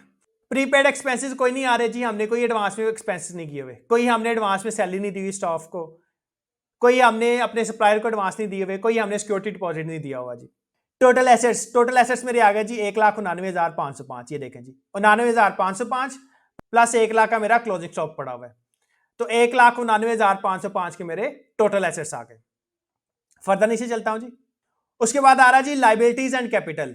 Current liabilities as it is, non current liabilities नहीं आ रही।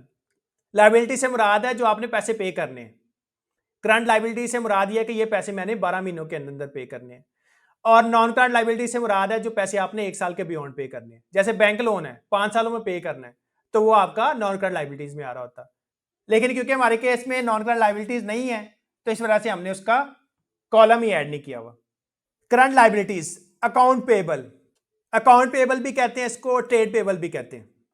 अकाउंट पेबल से मुराद ये है कि आपने अपने सप्लायर से स्टॉक खरीद लिया लेकिन उसको पैसे नहीं दिए। अगर तो आपने अपने सप्लायर को पैसे देने हैं जिससे आपने स्टॉक खरीदा हुआ है, तो उसकी फिगर आ जाएगी जनाब अकाउंट पेबल में। तो जनाब जिस बंदे से हमने स्टॉक खरीदा हुआ है उसको हमने 40,505 रुपए देने हैं, तो इस वजह से इसकी फिगर इधर आ गई। अदर पेबल्स भी इधर आ सकते हैं जनाब, सैलरी पेबल है, बिल पेबल है, व्हाट्सएवर, तो उसका कॉलम आप इधर ऐड करके लिख सकते हैं। प्रोविजन फॉर टैक्सेशन, तो टैक्सेशन आपको पता है कि हमारे केस में वैसे ही 0 है, 6 लाख से कम है, तो इसको आप डिलीट भी कर देंगे तो कोई मसला नहीं है जी। तो करंट लाइबिलिटीज मेरे केस में आ गई जी 40,505 रुपए। फर्दर नीचे चलता हूं जी। अब आ रहा जी कैपिटल। कैपिटल से मुराद है आपने बिजनेस में कितने पैसे इंजेक्ट किए हैं। अब आप बिजनेस स्टार्ट करते हैं तो 50,000, 1 लाख, कुछ ना कुछ तो आपने इंजेक्ट किया होगा ना बिजनेस में, तभी आपका बिजनेस चल रहा होगा। तो इससे मुराद है आपने बिजनेस में कितने पैसे इंजेक्ट किए हैं, या आपकी बिजनेस की वर्थ कितनी है कैपिटल को नेटवर्थ भी बोलते हैं जी। सबसे पहले आ रहा जी ओपनिंग कैपिटल, और ओपनिंग कैपिटल आपका पिछले साल से कैरी फॉरवर्ड होके आ रहा होता है जी। अब हमारे केस में ओपनिंग कैपिटल क्यों नहीं आ रहा? क्योंकि जो हमने पिछले साल कमाया होगा सारा का सारा हमने ड्रॉ कर लिया होगा, सारे पैसे हमने निकलवा लिए होंगे, इस वजह से हमारा ओपनिंग कैपिटल नहीं आ रहा। कैपिटल इंट्रोड्यूस्ड, कितने पैसे बिजनेस में इन्वेस्ट किए। अगर मैं फर्स्ट ईयर में बिजनेस कर रहा होता, मेरे बिजनेस का ये फर्स्ट ईयर होता, तो जनाब इधर में 1.5-2 लाख या जितने भी पैसे मैंने बिजनेस में लगाए होते वो मैं लिख देता। जब आप बिजनेस स्टार्ट करते हैं, आप सबसे पहले तो आप अपना एनटीएन बनाते हैं, एनटीएन में आप बिजनेस ऐड करते हैं, एनटीएन में बिजनेस ऐड करने के बाद आप अकाउंट ओपन करते हैं और आप उस अकाउंट में पैसे डिपॉजिट करवाते हैं, पहली ट्रांजैक्शन करते हैं कैपिटल की, तो उस कैपिटल की अमाउंट इधर आ जाती। उसके बाद आ रहा है जी प्रॉफिट फॉर द ईयर 1,81,300, और ये देखें इसको लिंक लगा हुआ है। अगर मैं इस लिंक पे जाऊं तो ये देखें, ये मेरा आ रहा है जी नेट प्रॉफिट आफ्टर टैक्सेशन। जो मेरा नेट प्रॉफिट है, जो मेरी नेट इनकम है, वो इधर से चली गई जनाब कैपिटल में, क्योंकि एट द एंड कैपिटल ही मेरी नेटवर्थ है ना, कि मेरे पास कितने पैसे पड़े हुए। तो जनाब ऊपर चलता हूं जी, प्रॉफिट फॉर द ईयर आ गया ड्रॉइंग्स। तो ड्रॉइंग्स का मतलब है कि मैंने बिजनेस में से कितने पैसे विड्रॉ कर लिए। तो जनाब इस साल मैंने बिजनेस में से 32,300 रुपया जो है वो विड्रॉ कर लिया। नेटवर्थ या क्लोजिंग कैपिटल कह लें इस साल का, ये मेरे पास आ गया 1,49,000। अब अगले साल क्या होगा जी, ये जो आपका क्लोजिंग कैपिटल है या जो आपकी नेटवर्थ है, ये अगले साल की ओपनिंग नेटवर्थ बन जाएगी। ये देखें जी, ये 1,49,000 ये आपकी अगले साल की नेटवर्थ बन जाएगी। ये देखें जी, ओपनिंग कैपिटल बन गया ये आपका 1,49,000। एज इट इज अगर आप बिजनेस में कोई पैसे ऐड करेंगे तो वो इधर आ जाएंगे, आपका प्रॉफिट इधर आ जाएगा, और जो आप पैसे निकालेंगे वो इधर आ जाएंगे जी। अब हमारे केस में ओपनिंग कैपिटल नहीं था। अब ओपनिंग कैपिटल ना होने की 2 वजूहत हो सकती हैं। एक तो ये हो सकता है कि मैंने सारे का सारा ड्रॉ करा लिया हो लास्ट ईयर में, दूसरा ये हो सकता है कि मैंने करंट ईयर में स्टार्ट किया हो। लेकिन अगर मैंने करंट ईयर में बिजनेस स्टार्ट किया होता तो जनाब मैंने कुछ ना कुछ कैपिटल इंट्रोड्यूस करना था ड्यूरिंग द ईयर। तो क्योंकि मैंने कैपिटल इंट्रोड्यूस नहीं किया, तो इसका मतलब यह है कि मैंने लास्ट ईयर में ही जितना मेरे पास कैपिटल पड़ा होगा सारे का सारा मैंने ड्रॉ करा लिया होगा। तो ये मेरे पास टोटल लायबिलिटीज एंड कैपिटल आ गई 1,99,505। ऊपर चलूँ तो टोटल एसेट्स भी मेरे 1,99,505 है। तो जनाब ये जो आपकी बैलेंस शीट है ये टैली होनी चाहिए, क्योंकि हमने उधर भी टैली करके फिगर्स लिखनी है। तो जनाब आईएस पे चलता हूँ जी। अब ये मेरे पास आ रहे हैं टोटल एसेट्स, लैंड नहीं है हमारे पास, बिल्डिंग नहीं है, प्लांट एंड मशीनरी, आपको पता है ये सारे नॉन करंट एसेट्स हैं। एडवांसेस, डिपॉजिट्स, प्री पेमेंट्स नहीं आ रहे जी। स्टॉक्स हमारे पास आ रहा है जी 1 लाख का, तो जनाब इधर 1 लाख लिख देता हूँ। इधर एक ही कॉलम है, ये देखें जी अमाउंट वाला, तो 1 लाख लिख देता हूँ इधर। अगेन कैलकुलेट पे क्लिक करूंगा तो ये देखें जी, जैसे 1 लाख ऐड किया और कैलकुलेट पे क्लिक किया, टोटल एसेट्स में 1 लाख आ गया। इसके बाद आ रहा जी cash slash cash equivalents. Business के पास कैश कितना पड़ा हुआ है, तो आपको पता है कि हमारे पास 99,505 रुपए पड़े हुए हैं। मैं आपको बैलेंस शीट भी दिखा देता हूँ जी एक्सेल में। ऊपर चलूंगा, ये देखें जी 99,505 रुपए मेरा कैश एंड बैंक बैलेंसेस पड़ा हुआ है। इसको कॉपी कर लिया, वापस चलता हूँ जी आरएस पे, और कैश स्लैश कैश इक्विवेलेंट्स के कॉलम में इसको पेस्ट कर दूंगा। कैलकुलेट पे क्लिक करता हूँ जी, तो ये देखें जी मेरे टोटल एसेट्स आ गए 1,99,505, और 1,99,505 के ही मेरे बैलेंस शीट में एसेट्स आ रहे हैं। मैं आपको दिखा देता हूँ जी, ये देखें जी 1,99,505 टोटल एसेट्स मेरे टैली कर गए। इसके बाद हमने लायबिलिटीज और कैपिटल की फिगर जो है वो पेश करनी है जनाब अपनी बैलेंस शीट में। तो वापस चलता हूं जी आईआरएस पे, टोटल इक्विटी स्लैश लायबिलिटीज पे आ गया कैपिटल। तो जो नेटवर्थ का बैलेंस आ रहा है, opening capital plus capital introduce during the year plus profit for the year less closing stock less drawings. तो उस फिगर को कॉपी करके आप कैपिटल के आगे ये जो टोटल अमाउंट का टैब आ रहा है इधर आप पेश कर देंगे। तो वापस चलता हूं जी एक्सेल पे, फर्दर नहीं से चलूंगा। ये नेटवर्थ आ रही है मेरे पास 1,49,000 इस साल की, इसे कॉपी कर लेता हूं और आईआरएस पे जाके कैपिटल के आगे इस अमाउंट को पेश कर दूंगा। तो जनाब आईआरएस पे चलूंगा, कैपिटल के आगे इस अमाउंट को पेश कर दिया, कैलकुलेट पे क्लिक करता हूं। Long term borrowing slash debt slash loan, long term loan नहीं आ रहा, आपको पता ही है जी। ट्रेड क्रेडिटर स्लैश पेबल्स, तो जनाब पेबल्स हमारे पास आ रही हैं, अकाउंट पेबल्स को आप ट्रेड पेबल्स भी कहते हैं। तो जनाब वापस चलता हूं जी अपने अकाउंट्स पे, अकाउंट पेबल्स की फिगर को कॉपी करता हूं और आईआरएस में जाके इसको ट्रेड पेबल्स के कॉलम में पेश कर दूंगा। तो वापस चलूंगा जी आईआरएस पे, ट्रेड क्रेडिटर स्लैश पेबल्स, इसके आगे ये जो टैब आ रहा है इधर इस अमाउंट को पेश कर दूंगा, कैलकुलेट पे क्लिक करूंगा। टोटल इक्विटी स्लैश लायबिलिटीज 1,99,505, और ऐसे ही अगर मैं ऊपर चलूं टोटल एसेट्स 1,99,505, तो जनाब total equity slash liabilities is equal to total assets. तो ये मेरी जो बैलेंस शीट है ये टैली कर गई है। तो जनाब यहां तक मेरा जो प्रॉफिट एंड लॉस अकाउंट और जो मेरी बैलेंस शीट है उसकी फिगर्स टैली कर गई हैं। जो हमने अकाउंट्स बनाए थे वो कंप्लीट हो चुके हैं। अब इसके बाद क्या करना है जी, इसके बाद चलूंगा जी फर्दर नीचे। इसके बाद हमारा कंसर्न होगा जी टैक्स चार्जेबल स्लैश पेमेंट्स के टैब के साथ। तो टैक्स चार्जेबल स्लैश पेमेंट्स पे क्लिक करता हूं जी।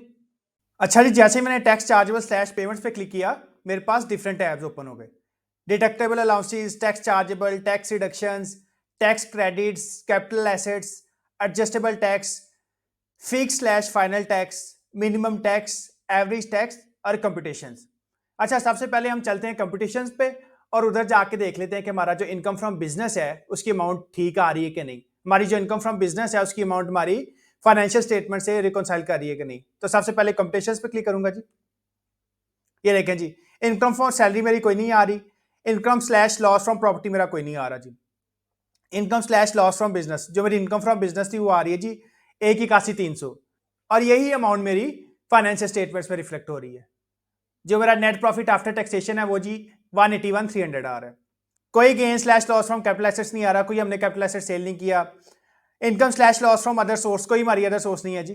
फॉरेन इनकम कोई नहीं आ रही, एग्रीकल्चर इनकम कोई नहीं आ रही, share in untaxed income from AOP कोई नहीं आ रहा जी, share in tax income from AOP कोई नहीं आ रहा। जिस इंडिविजुअल की मैं इनकम टैक्स रिटर्न फाइल कर रहा हूं ये किसी भी पार्टनरशिप फर्म में पार्टनर नहीं है जी। टोटल इनकम मेरी आ गई जी 1,81,300। डिडक्टेबल अलाउंसेस कोई नहीं आ रहे, taxable profit under section 7F नहीं आ रहा जी, और मेरी टैक्सेबल इनकम आ गई 1,81,300। जो मेरी टोटल इनकम है वही मेरी टैक्सेबल इनकम आ रही है जी। टैक्स चार्जेबल कोई नहीं आ रहा। टैक्स चार्जेबल या आपकी टैक्स लाइबिलिटी जिसको कहते हैं वो बनती है अगर आपकी इनकम 6 लाख से एक्सीड कर जाती। मैंने आपको टैक्स स्लैब्स भी दिखाए थे कि 6 लाख तक आपकी टैक्स लाइबिलिटी जीरो बनेगी जी। नॉर्मल इनकम टैक्स कोई नहीं आ रहा जी। Final, fix, minimum, average, relevant, reduce income tax नहीं आ रहा। WWF के साथ आपका कोई कंसर्न नहीं है जी। टैक्स रिडक्शन हम कोई नहीं क्लेम करे और टैक्स क्रेडिट्स भी कोई नहीं क्लेम करे। फर्दर नीचे चलता हूं जी। Difference of minimum tax chargeable on electricity bills under section 235। अगर आपका इलेक्ट्रिसिटी का बिल 25,000 से ज्यादा आ रहा है और साल में उसकी अमाउंट जो है 3.5 लाख तक है, तो जो उस पर एडवांस टैक्स कट रहा होगा वो आपका मिनिमम टैक्स में आएगा। Difference of minimum tax chargeable under section 113, तो ये आप पे एप्लीकेबल नहीं है। अगर आपका टर्नओवर 100 मिलियन से एक्सीड करेगा तब भी ये आप पे एप्लीकेबल होगा जी। Surcharge on high earning persons under section 4AB। अच्छा जी, सेक्शन 4AB जो है सरचार्ज अप्लाई करता है ऐसे इंडिविजुअल और एसोसिएशन ऑफ पर्संस पे जिनकी जो इनकम है साल की वो 10 मिलियन यानी कि 1 करोड़ से एक्सीड कर जाए, उन पे एडिशनल 10% जो है वो टैक्स लग जाता है जी। Tax on deemed income under section 7E at the rate of 20% और 5% ऑफ फेयर मार्केट वैल्यू। तो जनाब जो आपका 7E है ये मैं आपको बाद में दिखा दूंगा। Tax on high earning persons under section 4C। अच्छा जी, 4C में कुछ कैटेगरीज डिफाइन की हुई हैं और उसकी लिमिटेशन डिफाइन की हुई है कि अगर आपका जो प्रॉफिट है, टैक्सेबल आपकी इनकम है या टैक्सेबल प्रॉफिट है आपका, वो 150 मिलियन यानी कि 150 मिलियन तक है, तो इस केस में आप पे कोई टैक्स नहीं लगेगा। ये जो tax on high earning individuals है, इससे ऊपर जाएंगे 150 से लेके 200 तक स्लैब बनी है ऑनवर्ड्स, तो ये हाई अर्निंग इंडिविजुअल्स के लिए यूजली कंपनीज इसमें फाल करती हैं जिनका प्रॉफिट जो है 150 मिलियन से एक्सीड कर जाता है। तो इसके स्लैब्स बने हुए जी, 1% लगेगा, 0.5% लगेगा and so on. Difference of minimum tax chargeable under section 236C। Adjustment of minimum tax paid under section 113 in earlier year, ये हमारे केस में नहीं आएगा जी, मैं आपको बता चुका हूं। Difference of minimum tax chargeable refund adjustment of other year against demand of this year. अच्छा जी, अगर इस साल आपकी कोई टैक्स लायबिलिटी निकल आती और प्रायर ईयर्स में जब आपने इनकम टैक्स रिटर्न सबमिट की थी तो आपका टैक्स रिफंड आ रहा था, तो इस केस में जो आपका टैक्स रिफंडेबल आ रहा होगा उसको आप इधर मेंशन कर देंगे ये जीरो के कॉलम में, तो आपकी जो लायबिलिटी है आपके टैक्स रिफंड की अमाउंट से कम हो जाएगी जी। विदहोल्डिंग इनकम टैक्स 219 रुपया आ रहा है जी, ये मैं आपको दिखा देता हूं जी। एडवांस इनकम टैक्स कोई नहीं आ रहा। एडमिटेड इनकम टैक्स, अगर आपकी कोई टैक्स लायबिलिटी बन रही होती और जो आपकी विदहोल्डिंग है, जो टैक्स आपका कटा हुआ है किसी भी चीज पे, गुड्स पे, सर्विसेज के अगेंस्ट, प्रॉपर्टी के अगेंस्ट, व्हाटसएवर, उसकी अमाउंट आपकी टैक्स लायबिलिटी से कम होती तो इधर आपका एडमिटेड इनकम टैक्स आ रहा होता। एडमिटेड इनकम टैक्स का मतलब ये है कि ऐसा टैक्स जो आपने पे ऑफ करना है। डिमांडेड इनकम टैक्स, तो डिमांडेड इनकम टैक्स जब आपके अगेंस्ट कोई टैक्स लायबिलिटी रेज हो जाती है, कोई आपकी असेसमेंट अमेंड हो जाती है, तो उस केस में जो टैक्स आपको पे ऑफ करने के लिए कमिश्नर कहता है उसको डिमांडेड इनकम टैक्स कहते हैं जी। और रिफंडेबल इनकम टैक्स 219 रुपए। 219 रुपए इस वजह से आ रहा है कि जो हमारा टैक्स विदहेल्ड हुआ है वो भी 219 रुपए है, और हमारी कोई टैक्स लाइबिलिटी नहीं थी, हमारी इनकम 6 लाख से कम थी, इस वजह से जो हमारा रिफंडेबल इनकम टैक्स है वो 219 रुपये आ रहा है। तो जनाब ऊपर चलता हूँ, ये देखें जी विदहोल्डिंग इनकम टैक्स।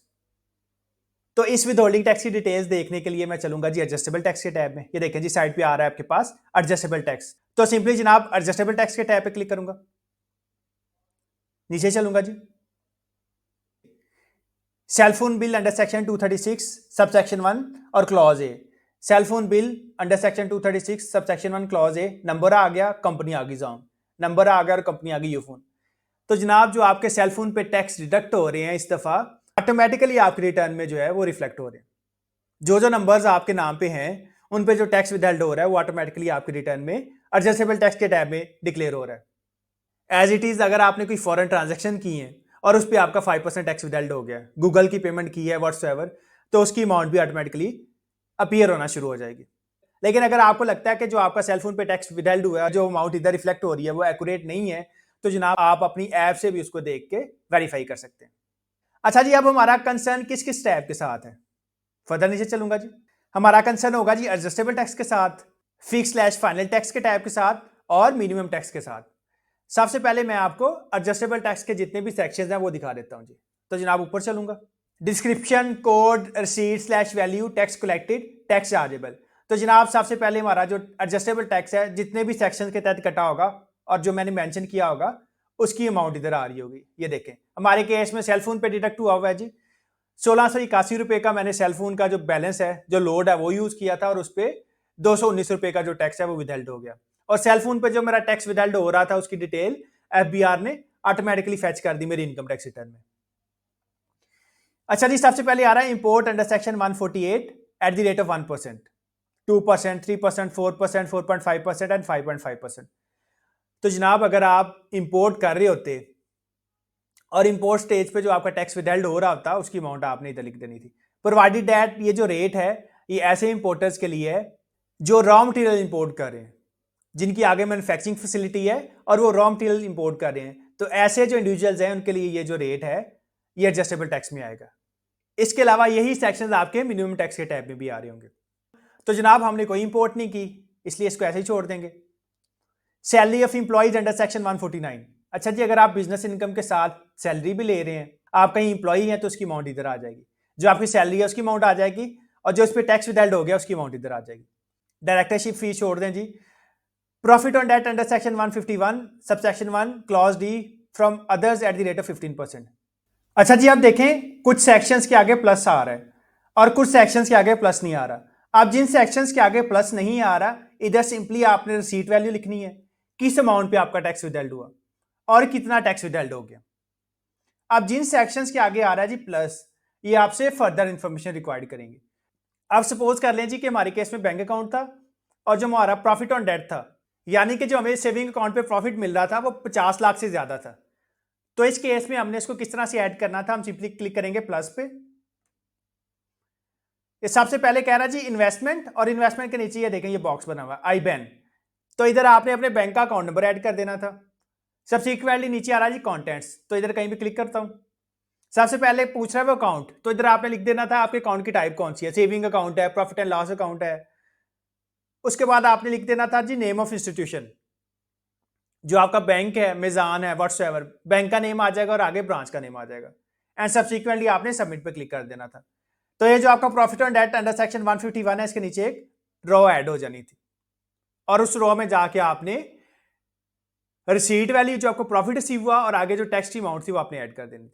तो जनाब हमारे केस में कोई भी प्रॉफिट ऑन डेट नहीं है, तो सिंपली कैंसिल पे क्लिक करूंगा जी। आगे आ गया जी profit on debt from national saving certificate जी, बैंक अकाउंट्स पे, गवर्नमेंट सिक्योरिटीज पे, payment for goods services contracts, rent to a non resident person, हमारे केस में ये एप्लीकेबल नहीं है जी। Profit on debt to a non resident under section 152 subsection 2, ये भी नहीं आएगा जी। Payment for goods under section 153 subsection 1। तो जनाब जो आपका सेक्शन 153 है ये विथहोल्डिंग को डील करता है regarding goods services and contracts, कि जब भी कोई विथहोल्डिंग एजेंट पेमेंट करेगा against receipt of goods services और कॉन्ट्रैक्ट्स, तो उसने टैक्स की विथहोल्डिंग करनी है। तो जनाब ये इसके डिफरेंट रेट्स हैं।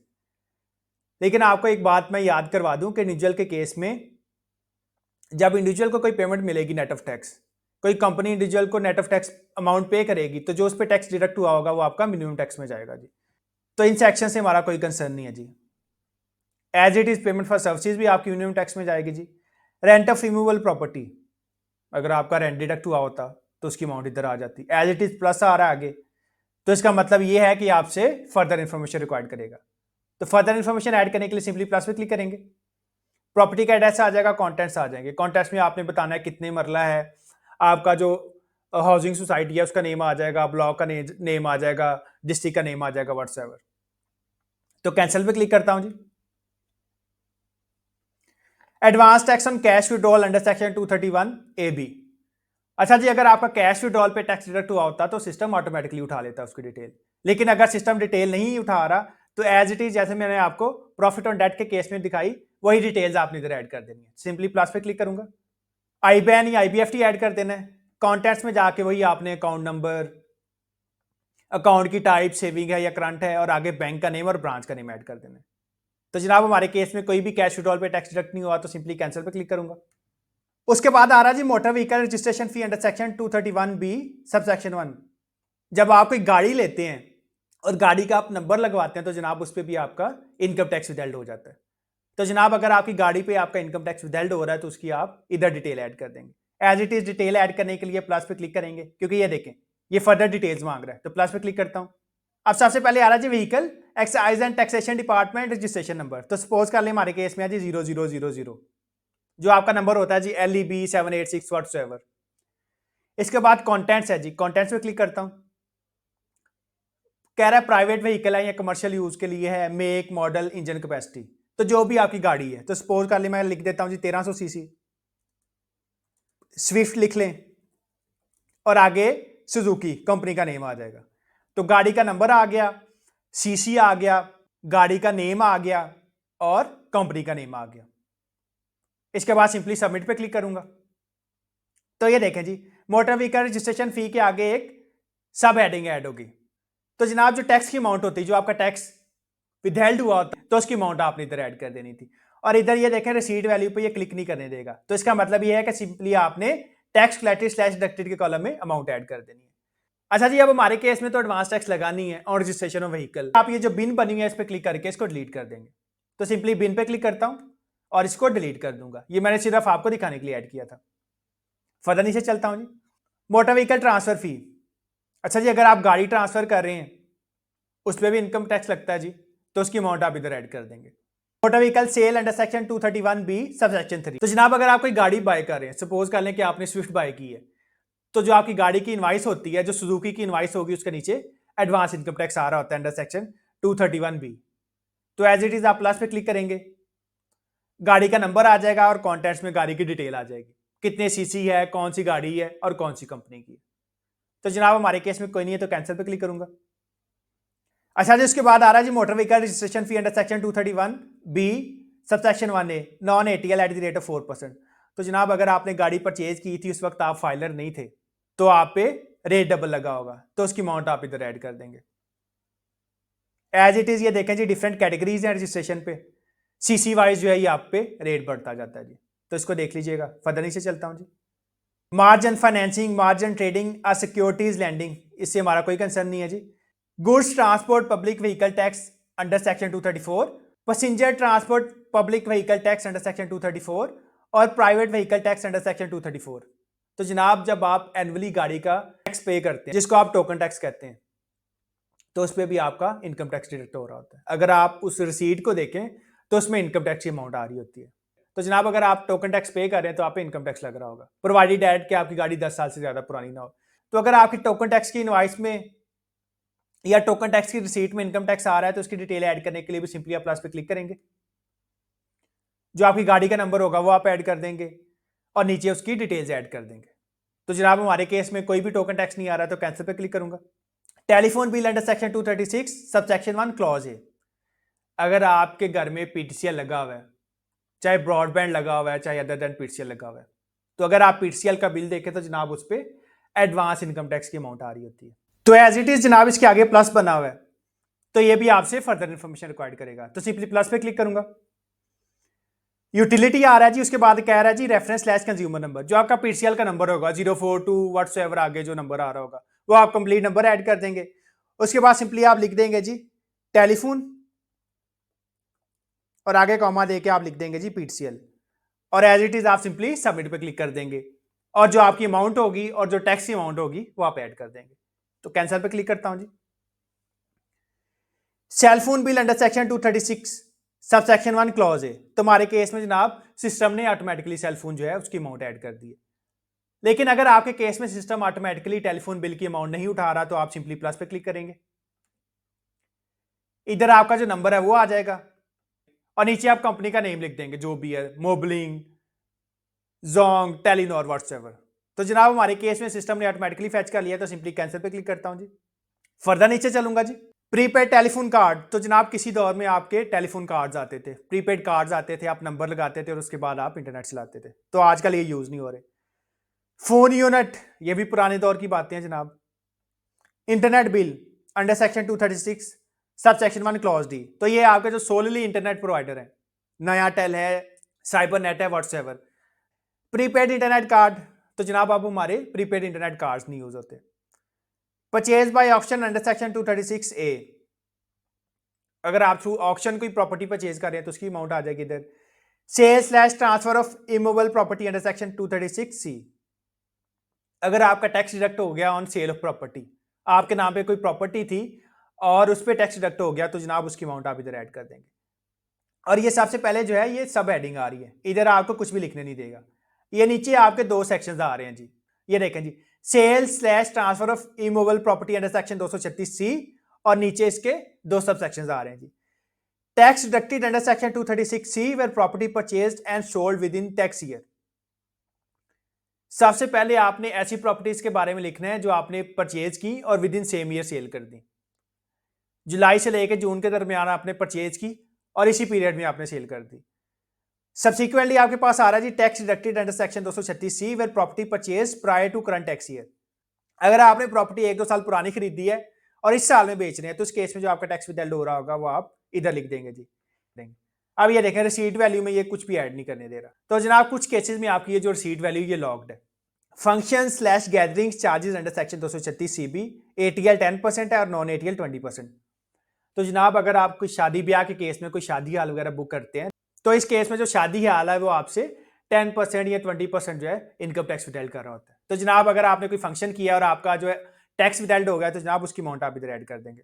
Withholding tax on sale considerations under section 37 sub section 6 eight the rate of 10%, तो ये जनाब आपका कैपिटल एसेट्स के वाले से, इसको छोड़ दीजिएगा जी। Purchase of other commodities by distributors, dealers, wholesalers under section 236 जी, अगर आप शॉपकीपर हैं, आप किसी और कमोडिटीज में डील कर रहे हैं और आप किसी मैन्युफैक्चरर से या इंपोर्टर से चीज़ें खरीद रहे हैं, तो जो भी आप प्रोडक्ट्स खरीद रहे होंगे जनाब कुछ स्पेसिफाइड प्रोडक्ट्स हैं। अगर आप 236 जी पढ़ें, आपकी कोल्ड ड्रिंक्स आ रही हैं, उसमें स्टील की आइटम्स आ रही हैं, पेंट्स, रबर्स, प्लास्टिक, व्हाट्सएवर इस तरह की आइटम्स आ रही हैं। तो जनाब अगर आप इस तरह की आइटम्स खरीद रहे हैं तो जो आपका सप्लायर है वो आपके ऊपर एडवांस इनकम टैक्स चार्ज कर रहा होगा। Purchase by retailers under section 236 H, 236 जी जनाब अगर मैन्युफैक्चरर और इंपोर्टर जो है वो होलसेलर, डीलर, डिस्ट्रीब्यूटर को सेल करे तो उस पर टैक्स चार्ज होगा। और 236 एच रिटेलर के केस में है, manufacturer, importer, wholesaler, dealer, distributor जब आगे रिटेलर को सेल करेगा तो उस केस में जो टैक्स डिडक्ट हो रहा होगा वो 236 एज के तहत डिडक्ट हो रहा होगा जी। Purchase of fertilizer by distributors, dealers, wholesalers under section 236 जी, तो जनाब अगर किसी मैन्युफैक्चरर या किसी इंपोर्टर से होलसेलर, डीलर या डिस्ट्रीब्यूटर फर्टिलाइजर, खादें या पेस्टिसाइड्स वगैरह खरीद रहे हैं तो जनाब उस केस में जो टैक्स डिडक्ट हो रहा होगा उसकी अमाउंट आप इधर ऐड कर देंगे। रिसीट वैल्यू में आपकी अमाउंट आ जाएगी, कितनी अमाउंट की आपने परचेजेस की हैं, और टैक्स कलेक्टेड स्लैश डिडक्टेड के कॉलम में आपकी टैक्स अमाउंट आ जाएगी। Purchase slash transfer of immovable property under section 236 के, अगर आपने प्रॉपर्टी परचेज की है ड्यूरिंग द ईयर तो जनाब जो प्रॉपर्टी की परचेज वैल्यू इधर आ जाएगी और आगे जो टैक्स विदहेल्ड हो रहा है उसकी अमाउंट इधर आ जाएगी। प्रॉपर्टी की वैल्यू आप स्टाम्प पेपर से या जो आपकी रजिस्ट्री होती है उधर से देख के आप लिख सकते हैं। Adjustment under section 236 A for builder slash developers, इसको छोड़ दें जी। ये 236 के फॉर बिल्डर स्लैश डेवलपर्स इसको भी छोड़ दें। Advance tax on money under section 231 B subsection 2A, तो जनाब ये ऑन मनी स्पेसिफिकली जो है कारों के हवाले से। अब होता क्या था कि एक गाड़ी है, डीलर उसको परचेज कर लेता है मैन्युफैक्चरर से। अब वो गाड़ी बिकती है जनाब 1 लाख या 1.5 लाख ऑन के ऊपर, तो जो उस ऑन पे जो टैक्स विथहेल्ड हो रहा है उसकी अमाउंट आपने इधर ऐड कर दी है जी। एक्सपोर्ट प्रोसीड्स अंडर सेक्शन 147, इसको छोड़ दें जी। Person remitting amount abroad through credit slash debit slash prepaid card under section 236 Y, अगर आपने कोई फॉरेन पेमेंट्स की हैं, फेसबुक एड्स की, गूगल की, व्हाट्सएवर, कोई भी आपने फॉरेन पेमेंट्स की हैं, तो जनाब उस पर आपका 5% टैक्स विथहेल्ड हो रहा होगा। तो जो आपकी अमाउंट है वो आपने इधर लिख देनी है, और जो टैक्स विथहेल्ड हो गया उसकी अमाउंट आपने इधर लिख देनी है। और जो आपका टैक्स विथहेल्ड हो रहा होगा वो आप बैंक स्टेटमेंट से देख के भी लिख सकते हैं, आपको अपने बैंक से उसका टैक्स डिडक्शन सर्टिफिकेट भी मिल जाएगा। इसके अलावा मैं आपको MIS भी दिखा देता हूँ। FBR का एक पोर्टल है, उधर जो आपकी विथहोल्डिंग हो रही होती है उसकी बकायदा डिटेल आ रही होती है सारी। Advance tax on foreign domestic workers under section 231C, तो जनाब ये स्पेसिफिकली फॉरेन वर्कर्स के लिए, जो डोमेस्टिक पर्पसेस के लिए आप लोगों ने रखे होते हैं। जिस तरह हम लोगों ने घर में मुलाजिम रखे होते हैं, इसी तरह कुछ अमीर पाकिस्तानी है जिन्होंने फॉरनर्स, जापानीज हैं, फिलिपाइंस हैं, उन लोगों को घर में मुलाजमत के लिए रखा होता है, तो जनाब उस केस में भी एडवांस टैक्स लग रहा होता है जी। तो जनाब ये मेरे सारे एडजस्टेबल टैक्स के सेक्शंस आ गए। तो जनाब हमारे केस में सिर्फ सेल फोन पे टैक्स डिडक्ट हुआ था और उसकी डिटेल सिस्टम ने ऑटोमेटिकली उठा ली। मैं आपको दिखा भी देता हूँ जी, ऊपर चलूंगा। 2 सेल फोन के केस में हमारा टैक्स विथहेल्ड हो रहा है जी। एक जोंग की सिम थी, एक यूफोन की सिम थी। अमाउंट आ गई इतना 981 रुपए का, मैंने एक पे बैलेंस यूज किया और दूसरे पे 700 का, और आगे टैक्स की अमाउंट आ गई। एक के केस में 91 रुपए का टैक्स विथहेल्ड हो गया और दूसरे केस में 128 रुपए का। अच्छा जी, ये तो हो गया adjustable tax. As it is हमारे पास आ रहा है जी फिक्स स्लैश फाइनल टैक्स। तो फिक्स स्लैश फाइनल टैक्स पे क्लिक करूंगा जी। तो ये देखें जी, final slash fix slash minimum slash average slash relevant slash reduce tax, और इसकी वैल्यू 0 आ रही है क्योंकि हमारे केस में फाइनल टैक्स में कोई भी टैक्स की विदहोल्डिंग नहीं हुई। हमारे केस में सिर्फ एडजस्टेबल टैक्स में विदहोल्डिंग हुई है, और वो भी सिर्फ सेलफोन के केस में। डिविडेंड आ रहा है जी, अगर आपको डिविडेंड सी हुआ होता तो उसकी अमाउंट आपने इधर लिख देनी थी, और डिविडेंड भी स्पेसिफिकली म्यूचुअल फंड्स के केस में as it is dividend under section 150 at the rate of 0%। ऐसे डिविडेंड्स जिन पे विदहोल्डिंग नहीं हुई, dividends under section 153 at the rate of 35%, ऐसे डिविडेंड्स जिन पे रेट 35% लगता है। और ये यूजुअली ऐसी कंपनीज के केस में होती है जिनकी इनकम एग्जम्प्ट होती है जी। तो डिविडेंड के केस में आपने क्या करना है जनाब, इधर आपने अमाउंट लिख देनी है जितना आपको डिविडेंड रिसीव हुआ, और आगे आपने जो टैक्स विथहेल्ड हो गया उसकी अमाउंट लिख देनी है। डिविडेंड यूजुअली आपकी जो लिस्टेड कंपनीज हैं, आपने स्टॉक एक्सचेंज में इन्वेस्टमेंट की हुई है, और उधर से आपको जो डिविडेंड मिल रहा है उसकी अमाउंट आपने इधर ऐड करनी है, और टैक्स अमाउंट आपने इधर ऐड करनी है जी। एज इट इज स्कूप्स के केस में आ जाएगा जी। Dividend under section 150 at the rate of 7.5% है, 15% है, उसकी अमाउंट आपने इधर लिख देनी है जी, और टैक्स की अमाउंट आपने लिख देनी है। अगर आपके केस में डिविडेंड पे रेट 7.5% लग रहा है या 15% लग रहा है जी। ये सारा स्कूप्स के बारे में आ जाएगा जी। फर्दर नीचे चलता हूँ जी। Profit on debt under section 151 subsection 1 clause A from national saving scheme slash profit on deposits at the rate of 15%। अच्छा जी, अगर आपने नेशनल सेविंग्स में इन्वेस्टमेंट की हुई है और उस पर आपको प्रॉफिट लग रहा है और उस पर टैक्स विथहेल्ड हो रहा है एट द रेट ऑफ 15%, तो एज इट इज उसको ऐड करने के लिए सिंपली आप प्लस पे क्लिक करेंगे। जो आपका नेशनल सेविंग का अकाउंट है वो ऐड कर देंगे। कॉन्टेंट्स में जाके एज इट इज सर्टिफिकेट का नेम है, जैसे आपका रेगुलर इनकम सर्टिफिकेट है, डिफेंस सेविंग सर्टिफिकेट है, माहाना आमदनी सर्टिफिकेट है, व्हाट्सएवर उसका नेम लिख देंगे, और आगे इंस्टीट्यूट का नेम लिख देंगे, नेशनल सेविंग स्कीम। तो हमारे केस में कोई नहीं है तो जनाब कैंसिल पे क्लिक करता हूं। उसके बाद आ रहा जी profit on debt under section 151 sub section 1 clause B from bank account slash deposits at the rate of 15%, amount not exceeding 5 million. तो मैंने आपको दिखाया था एडजस्टेबल टैक्स के केस में कि अगर प्रॉफिट ऑन डेट बैंक में जो आपका सेविंग अकाउंट है उसमें जो आपका प्रॉफिट लग रहा है उसकी अमाउंट 5 मिलियन से एक्सीड कर जाती है, तो जनाब उसको आप एडजस्टेबल टैक्स में ले जाते हैं, और अगर 50 लाख से कम हो तो आपकी फिक्स स्लैश फाइनल टैक्स में आ रही होती है। तो एज इट इज वही आपने बैंक की डिटेल्स ऐड करनी है क्योंकि इन सब के आगे प्लस का साइन आ रहा है। फर्दर नीचे चलता हूं जी, और ये सारे सेक्शन जो है इनको आप देख लीजिएगा। अच्छा जी, इसके बाद मिनिमम टैक्स पे चलता हूं जी।